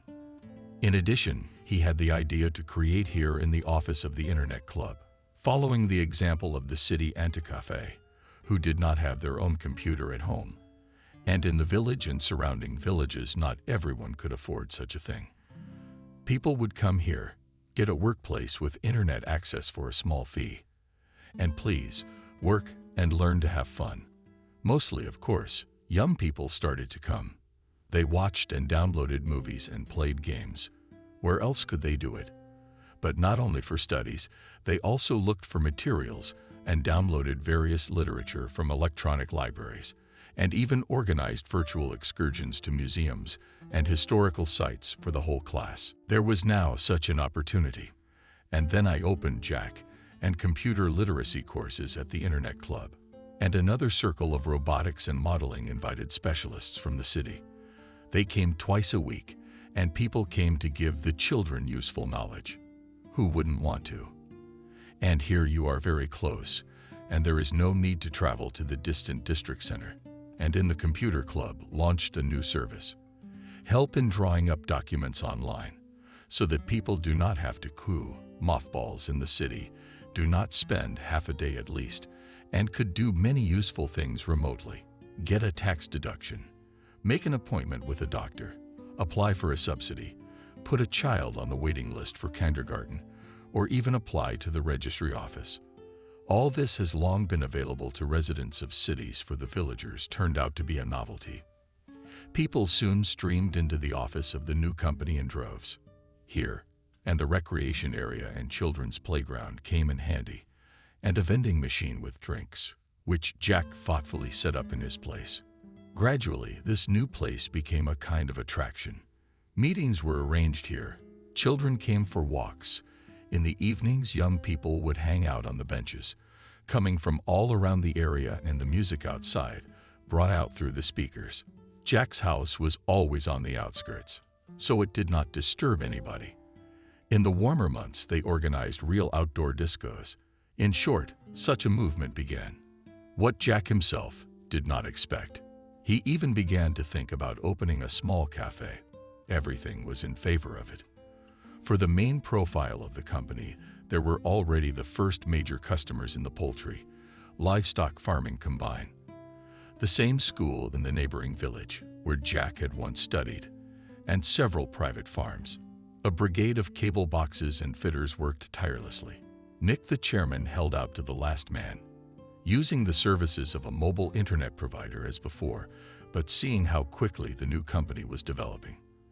And most importantly, the quality of this connection gave up, and he came to conclude contracts for himself and for the collective farm. "I see you've got a pretty good setup here too," Nick said in a cheerful tone, paraphrasing the first words Jack had spoken when he had visited him 6 months ago. "Yeah, I can't complain," Jack replied in tune with him, and they both laughed. Jack, of course, remembered well what he had been told about the shenanigans. Relatives, but he didn't show it. It was not yet time to deal with the matter.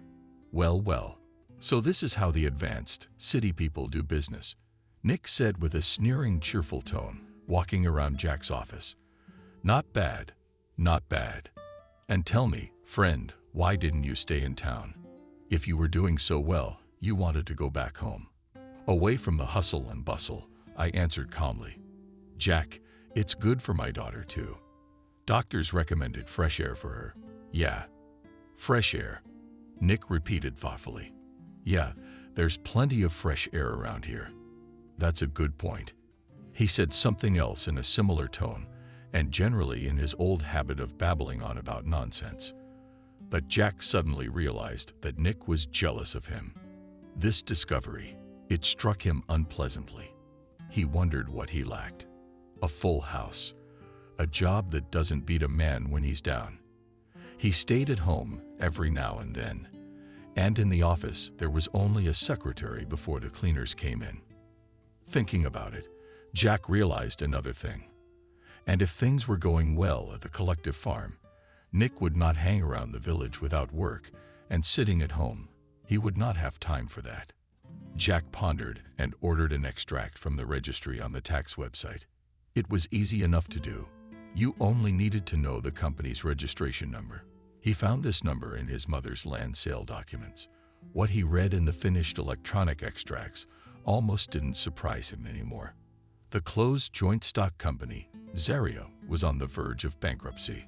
External administration had already been introduced, and now only a miracle could save the collective farm from bankruptcy.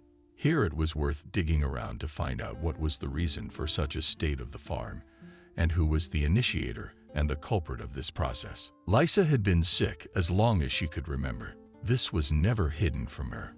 On the contrary, she was even indoctrinated to know exactly how sick she was and how different she was from all other normal people. In her early 20s, she hardly knew the world around her because she spent most of her life behind the walls of her apartment, large and luxurious, but still more like a prison than a normal home or in countless clinics. In one of these clinics, her mother died a long time ago after trying to commit suicide in the same large and luxurious apartment. Her mother, Lisa, an incredible beauty from a good, intelligent, but broke and almost destitute family, married an unloved man, much older than her at the insistence of her parents. This marriage greatly improved the family's financial affairs, but ruined the poor girl. It was your husband's bedside manner that sent shivers down her spine. The connection with him disgusted her. As a result, she got drunk on sleeping pills one particularly beautiful, rainy, and dreary evening and left this world, leaving behind only a few pictures and a young daughter. Lisa was barely 8 years old at the time. She well remembered the aggravated sense of what was going on, which only comes to children in a state of stress as a father. A tall, menacing man with thick, rose-colored glasses, arriving home from wherever they had taken her mother in a rage. shaking her, dangling her in the air like a typical doll. "You little kitty. You're the one who drove her to it. What are you looking at me for? You're just as crazy as your mother's babysitters and grandmothers, running off from every corner of this huge apartment, screaming in different voices and trying to take the baby away from the frenzied father." It was as if Lissa herself had fallen into a stupor. She understood perfectly well what was going on, but could not say a single word. She just looked at her father in horror, with her already huge eyes wide open, but it was as if the sounds in her had ended. The next day, the doctor said that Lissa was hysterical. I spoke, yelling again to no avail, and the widower, for whom the loss of his wife, and yet in such an embarrassing way, was also a real shock. I said that she was as hysterical as her mother had been, that she should burn in hell forever. And he sobbed violently, dropping his head in his arms and throwing everything he could at the walls. The beautiful wife had been his mad passion. And now this one was orphaned. The man who had lost his favorite toy was on his own, without comfort, for some unknown reason. He put all the blame for what happened on his 8-year-old daughter, and she took it at face value. The girl was taken to a psychiatric clinic because she was no longer able to have normal contact with people around her. Since then, Lissa lived her life on medication, somewhere between reality and a wild nightmare.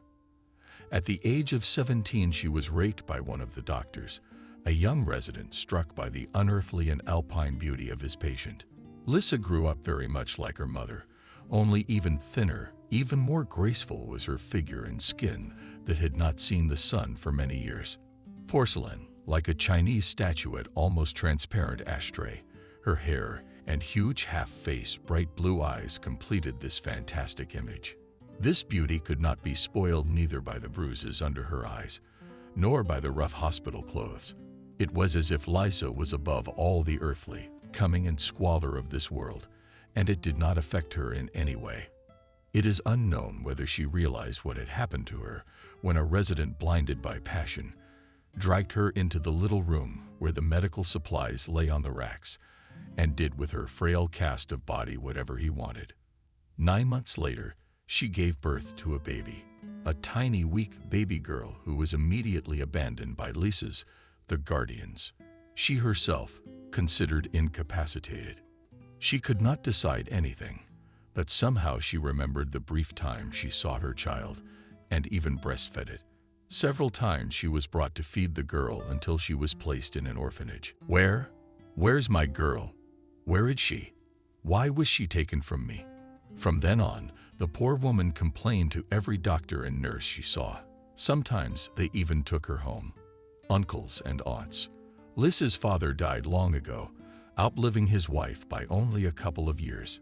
He shot himself with his service weapon. Now her guardian was an uncle, her father's brother. He and his wife now lived in a large, luxurious apartment and took care of the only heiress of her wealthy father. According to the will drawn up by her father, Lissa was to receive the entire estate under 2 conditions. She had to be 21 years old and in good health, and her state of health had to be confirmed by 2 independent doctors. In the event that she could not, for whatever reason, inherit all movable and immovable property, wherever located and in whatever form it consisted, went to the hospital for the mentally ill, where Lissa had once died on her mother's side. What barbarism! More than once the girl's uncle exclaimed, complaining to his wife. What cynicism! How could the memory of our parents have been so desecrated? If he hadn't thought of his only brother, and the only normal relative, by the way, he would have thought of our honor, the honor of our family. It's a scandal, bequeathing everything to some bad, but expensive. After all, it is possible that the girl will not live to be 21. She's so ill. Then you, as the only heir to your brother, will get all his property, reasoned the wife. How do you not understand? He boils over. That's just it. I won't. This nasty will is designed so that either she or the madhouse can inherit everything. And me, I'm my parents' legitimate son. As much a son as he is. Think about it. I'm the only one who can inherit from her. I mean, if she inherits and then dies, yes, please. The property goes to me as her next of kin. And if he dies before the required age, or cannot accept the inheritance because of illness, I don't get a dime. The madhouse gets it. Oh, Lord, what's in it for me? Screamed the sufferer, and made his hands theatrically to the heavens. Why is fate so unfair to me? Unjust fate, joked to him. And once again, after so many years of effort that he and his wife had made to get Lysa well after such terrible expenses for doctors, medicine, and maintenance of this worthless wench, she also got pregnant and gave birth. What's that supposed to mean? The guardian in the office of the head doctor of the clinic yelled with rage. We trusted you with the most precious thing we have, our baby girl. And one of your employees wanted her, an unheard of, heinous crime. The doctor made as many excuses as he could, but nothing worked. Unfortunately, the unbelievable fact of the patient's pregnancy came to light quite late at such a late stage that it was impossible to get an abortion. In the end, the case was hushed up. The victims were well compensated. Lysa gave birth to a child who, contrary to her guardian's expectations, was born. He survived, even though he was born weak and small. Do you understand what this means? Again exclaimed, clasping his hands and pleasant uncle, turning to his wife. Now this, and he was pointing a thick finger at a small human bundle. This creature is her hair, is it not? Not me at all. Lord, what in heaven's name is going on? My wife was shaking her head. Somehow we must get rid of her. Exactly, to get rid of her, and immediately her husband assented. They signed the necessary papers and the baby. Lysa ended up in a baby house. Some months later, the girl was lucky.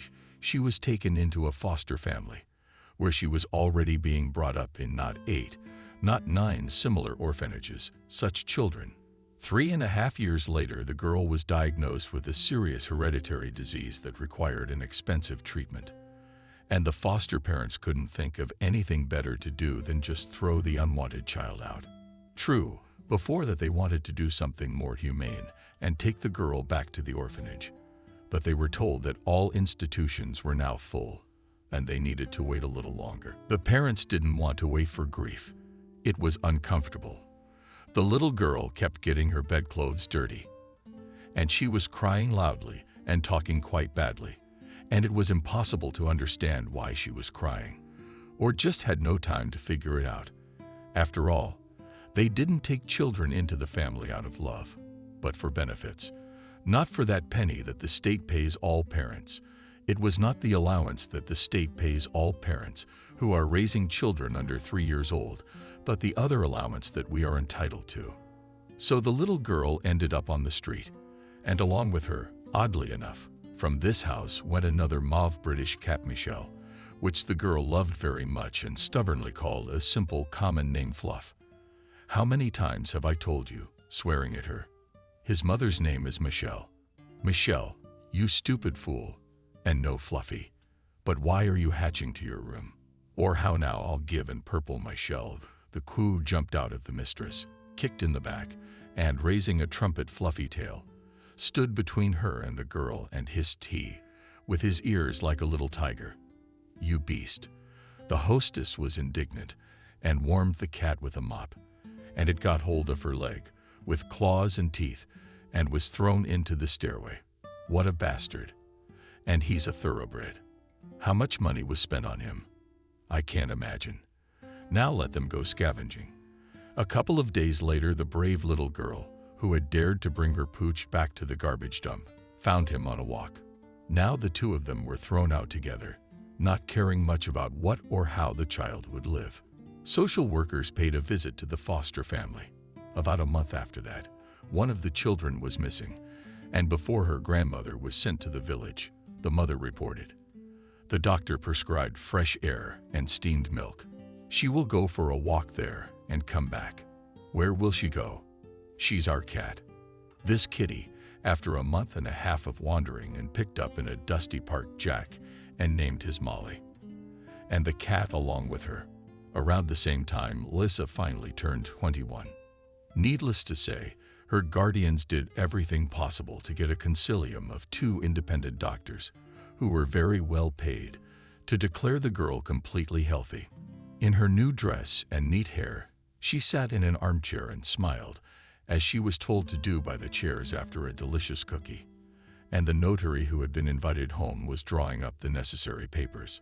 Okay, well, sign right there. Yes, all right. You are now officially the heiress to all of your father's estate, and you have a certificate of inheritance. Congratulations. Continuing to smile a doll-like, strained smile, Lysa carefully accepted from the hands of a stranger. Pretty. A yellow leaf, and looked questioningly at her uncle. Well, did I do everything right? Yes, I congratulate you. Instead of an answer, my uncle said, and then took the beautiful paper and put it away somewhere. And what shall we do with it now? The wife asked the guardian in a disgruntled manner. As soon as the door closed behind the notary, it is unlikely that she is so impossibly healthy will be taken back to the asylum. Well, anything is possible for money, laughed my uncle, but I have a better idea. What is it? My wife wondered. Come into the kitchen, I'll tell you. And he led his wife away, leaving quiet and harmless Lisa in the company of the television and delicious cookies. At last, there was if not a break in business, then some respite, and Jack was able to attend to outside land matters. He took the papers, went to town, found a lawyer who had been recommended to him a long time ago, showed the papers. Complete nonsense, the lawyer summarized. He looked over the contracts with his eyes. How could so many people be tricked by such obvious violations at every step? I just cannot believe it. Of course, everywhere buying up land for a trifle, but it's still a trifle for the ordinary people is very tangible. And this is simply robbery. And I think so, agreed Jack. Would you take it upon yourself to expose this swindler? Sure, the lawyer nodded. There's fraud and forgery, and the use of one's official position for personal gain. In short, the bouquet is 10 years old, if not more. Fine, it's a deal, Jack decided, and left it to the attorneys. All the necessary materials stretched long months of investigation. The villagers were pulled out for interrogations one by one and in groups. The collective farm building was sealed. The activity was suspended. Nick, the chairman, was taken in handcuffs to the pretrial detention facility, where he has been safely for about 6 months. From time to time, Jack went to town on his own business and met with the bankruptcy trustee on this land. The parallel bankruptcy process had not been canceled. Creditors were just banging on the door of the administration building and calling the phones. What are the debts today? Assets? Jack would ask the trustee, and they'd have long conversations, poring over papers. When the trial of the former chairman was nearing its end, Jack announced to the family that he had a surprise for everyone. It concerns everyone in our village in general, he said at the family table. My father's birthday is coming up. His memorial. I didn't tell you it was our birthday, too. Jack was quiet, surprised by his own unexpected impromptu, and after listening to the joyful exclamations of his family, added, on Sunday, I will gather everyone together. There will be a cafe opening at the club. And that very announcement. Surprise. Jack, I'm worried, my mother said pitifully. What kind of surprise? Don't worry, Mom. The boy stroked her hand affectionately. The surprise is good. Everything will be fine. On the planned day, the club could barely accommodate all the people who came. First, there was the grand opening of the cafe in a brand new building on a nearby no man's land. Now there was enough place for everyone. You can come to us and just relax and rent a room for a banquet on any occasion, announced Jack, son. And for the wake too. Today is Memorial Day for my father, whom you all knew well. He was a wonderful man of pure soul. I am his son, of course, but I am far from him. However, I want to be worthy of my father's memory. So today I announce to you, dear neighbors, that from this day forward, all of us and I, and every one of you, even you womanizer, we have all become co-owners of a new agricultural production cooperative. It will now replace the old collective farm. Everyone gets back their land allotment, which was so unfairly taken from us. Now the land is shared again, but only this time. We are not employees of the nefarious backs of the chairman or the state, but equal shareholders. What a number. Wow. Really? Did they give the land back? Or did I hear something? Different voices came out. It's true. Here are all the documents. Come and get them one by one, said Jack. My God, what a joy. And who gave us all this? Grandma gave everyone a hard look. Who should we bow to? Obviously, who should we bow to? Alex, who was already in the know, answered her. Of course, our Jack was dealing with this problem. He bought the land from the creditors and divided it among them all. He bought the land from the creditors and divided it among them. He didn't forget anyone. The general jubilation, joy, relief of expressions of gratitude and appreciation that followed these events cannot even be described. Satisfied and slightly embarrassed, Jack stood surrounded by his fellow villagers. He accepted congratulations, answered questions, smiled, laughed, and rejoiced with all. Then there was a gala dinner at the expense of the new establishment and dancing. They went home in the early morning, gawking and shielding their tired eyes from the bright light of the nascent dawn with the palm of their hand. A few days later, Jack was driving back from his sister's house in the neighboring village. As he drove past the pond, he noticed a small group of people nearby by the river from afar. They looked like strangers to him. An elderly man and woman were standing next to a young, frail girl on old, broken bridges. Jack was about to stop and warn the newcomers that it was dangerous to be here. The logs are all rotten through, and the river has only just cleared after the ice drift. The water is cold and fast. If you fall down, you'll be swept away by the current. And good riddance. No sooner had he turned off the road, when he saw a horrifying picture. The man pushed the girl off the bridge with his own hand, pushing the speed pedal to the limit. Jack raced almost without understanding the road to the shore. The faithful Jeep. It roared loudly, scattering greasy mud in all directions.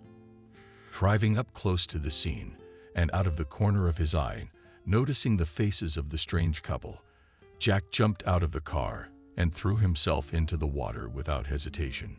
Another minute. The icy jets burned like fire in head and pounded, but the girl was still nowhere to be found.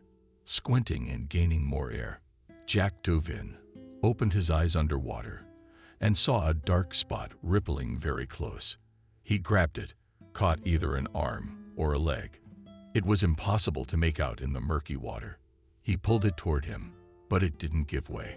Jack realized that the drowned was hooked on something under the water. He gathered his last strength and made a desperate tug. The fabric cracked and gave way. The heavy, wet body dragged his hands away, but he dived to the surface after all. Fortunately, it wasn't too deep near the shore.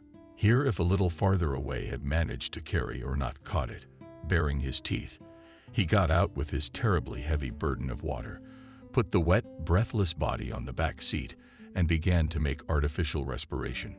After a minute, drowned, took a deep breath with a gasp. The water came out of her lungs, and she breathed on her own. Then Jack started the engine and drove off at breakneck speed, swiftly away from the river bank toward the nearest paramedic station. Hurry up and help. All wet, wearing sneakers and blind clothes with a girl in his arms, he rushed inside. My God! Everyone ran and hustled, bringing alcohol, towels, hot water, something else. Jack sank down on the couch without energy and rested his head. He wanted to sleep badly. Get up. He heard how through sleep he was stripped, wiped, dressed in dry clothes, given alcohol to drink. Then something else hot laid him on a hospital bed, and immediately the healer fell into a dreamless sleep.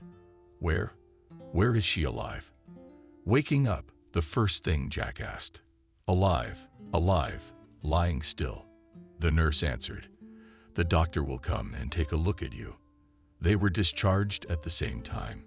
Jack got off with bronchitis, but for some reason he had a broken rib when he hit the water. That happens sometimes, the doctor said.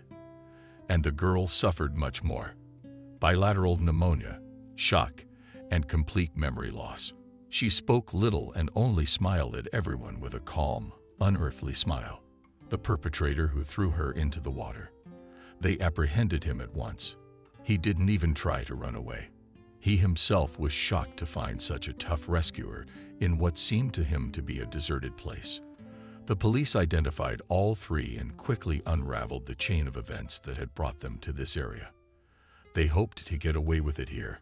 To that end, they rented a house nearby, ostensibly so that she could live outdoors in the spring and summer. The investigator told Jack they thought they would be able to kill her in a place where there was not a soul, and then they would say that she had fallen into the water or down a hill into a ravine by herself.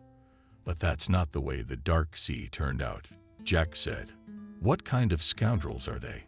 To kill an innocent man for the sake of money for very big ones," clarified the investigator.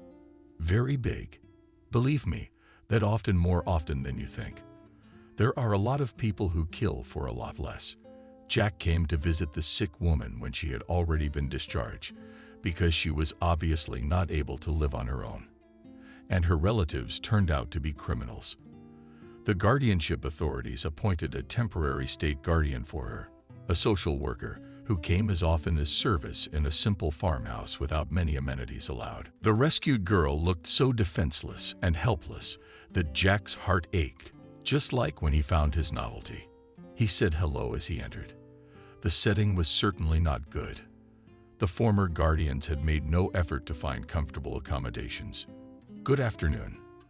The girl echoed back and smiled slightly, more with her eyes than her lips, shyly, and she looked at Jack so trustingly that his insides were all at once overturned. That look, here outside the hospital walls, finally helped him understand who this young woman he had rescued reminded him of. Yes, undoubtedly, she had exactly the same eyes and the same open gaze as his on the money. But how could it be? Jack was already aware of her story, some of it told by the attending physician, and the rest by the social workers. "How are you feeling?" he asked, more out of politeness than to actually hear the answer. The answer would have told him nothing. Her eyes already said it all. And how lonely and homesick she was, and how scared and shivering at night, all alone in a strange house in a strange part of the world. As if realizing she didn't need an answer. She really didn't answer anything, just looked away and sighed and looked out the window at the fields and crossroads. Only just, looking out with dark knees from under the falling snow blanket. "Pack up. I'll take you home," Jack suddenly said, not knowing how he did it. He had no intention of picking her up, and had not prepared for this turn of events at all. "Good," she nodded, as if that's all she'd been waiting for, slowly and tentatively, and gated around the house. Put some things in her bag. "Let's go." Trustingly, she asked Jack and held out her hand to him, exactly like a child. First, he brought her back to her home, expected to go to the doctor the next day, then to the child welfare office to talk about everything, and then to take her back to the city. Daddy flew out to meet them, Molly, and stopped. Surprised and unexpected guests. "Who is Daddy?" she asked her father, stepping closer and clinging to his hand, half hiding behind him just in case. "This is Liza. She's staying with us tonight, and tomorrow I'm taking her home." As he said these words, he turned his gaze to the girl. She stood pale and dazed, and gazed at the new-looking girl's face, as if she had suddenly seen a ghost before her. At last, she spoke in a tone that was too calm and detached. "It's a pretty one. I had a little girl, too, and then she was taken away." "You had a little girl?" Jack wondered. No one had ever told him about such a fact in his biography. He thought she had spent her entire short life in a clinic under house arrest. The attending physician at the hospital in the district center, after looking at her medical history, and then, after talking to the patient herself, for a long time frowned at her pupils, felt her pulse, and beat a hammer for generations, and for 5 topics, and then he called in a psychiatrist for a consultation. The patient, of course, had spent most of her life with the diagnosis, said the latter also examined Lisa comprehensively. But I don't see any clinical signs of a real mental disorder. It looks more like some kind of long-standing psychological trauma, an incurable shock, plus a prolonged intake of specific medications and a negative environment. Jack, having spoken to Lisa back in the hospital, for his part, didn't find her to look like a lunatic either. Yes, she was completely unfamiliar with real life, and her behavior was strange, and the way she communicated, stilted and inhibited. But when she smiled, happy about something, the girl's face glowed with such warmth and such real live emotions, and curiosity lit up her eyes, that there was no doubt. She was not crazy at all, just an unfortunate victim of circumstance. At Jack's house, she was surrounded by attention and care. Her mother gave her homemade goodies. Alex brought her a warm vest. He was horrified by her thinness and bloomness. Really? As from Buchenwald, he said disapprovingly, shaking his head. What had the girl been reduced to? Molly, having freed herself and made sure that it was a stranger's aunt, no threat to her, brought her to show her toys. And even the cat came and rubbed his feet, and then suddenly jumped on his lap and began to poke him affectionately, which he had never done with strangers in his life. Seal. Lisa smiled admiringly. How nice and fluffy you are. She stroked and looked for his plush coat, wrenched her hands into it, and the cat patiently tolerated it all. He growled at her, kept silent, and went to sleep with her, although he always slept very sweetly and lay down next to her on a clean bed. And when his mother wanted to throw him away, angrily hissed at her, "Let him be here." Lisa asked, "Don't chase him away, please. She's a strange one, son," she said doubtfully to Jack's mother when the guests fell asleep. "She has had a very complicated life." Mother answered her son and told her the whole story. Lord, and how the earth carries such heroes. The mother was cross when he finished his story. What was she going to do now, alone, without her family, without support? Someone will hurt her again. With that kind of money, there'll be plenty of hunters. That's what I think. Jack sighed. We'd better help her somehow. But how?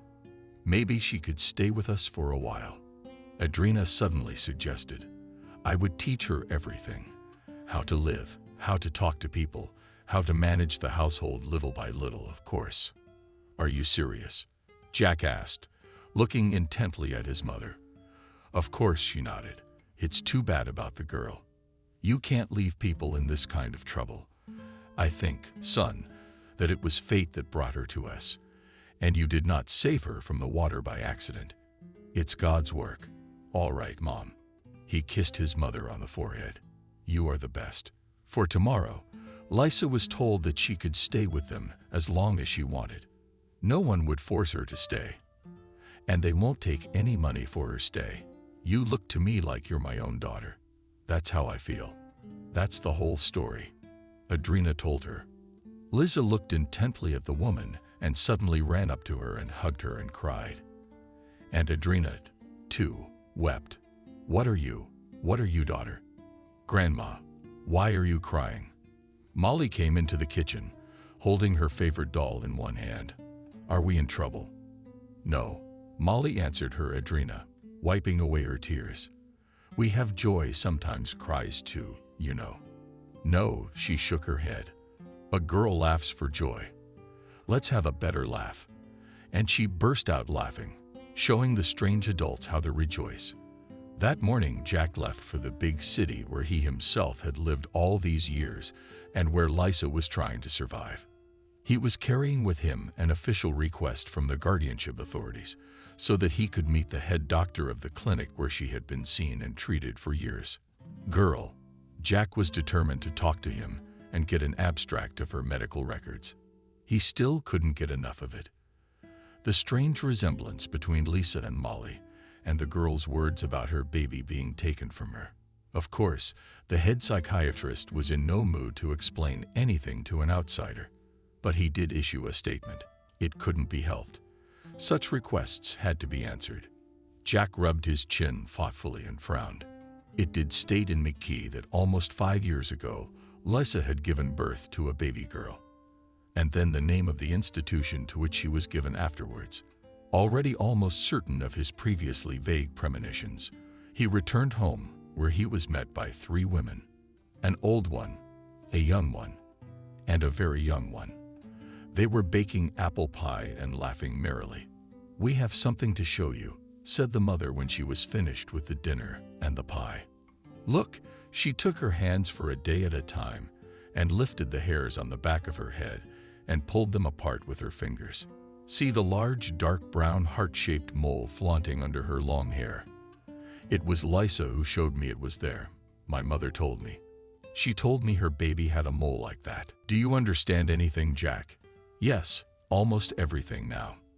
In turn, he too shared the information he had received with his mother. Jack Lissa entered the room and called his name for the first time. "Isn't it good to have you back? You know, I remembered my daughter. Here she is." The girl pointed to Molly. "They won't take her away from me now, will they?" And Lissa looked at him with her cornflower eyes of a fairy elf, with such a Molly that he felt, understood suddenly what he should have understood long ago. He would never let her go again, and he would never give her up to anyone. Neither would Molly. Of course he would. Shouldn't you be worried now, Liza? He touched her hand gently. "We're all together now, and we'll be fine."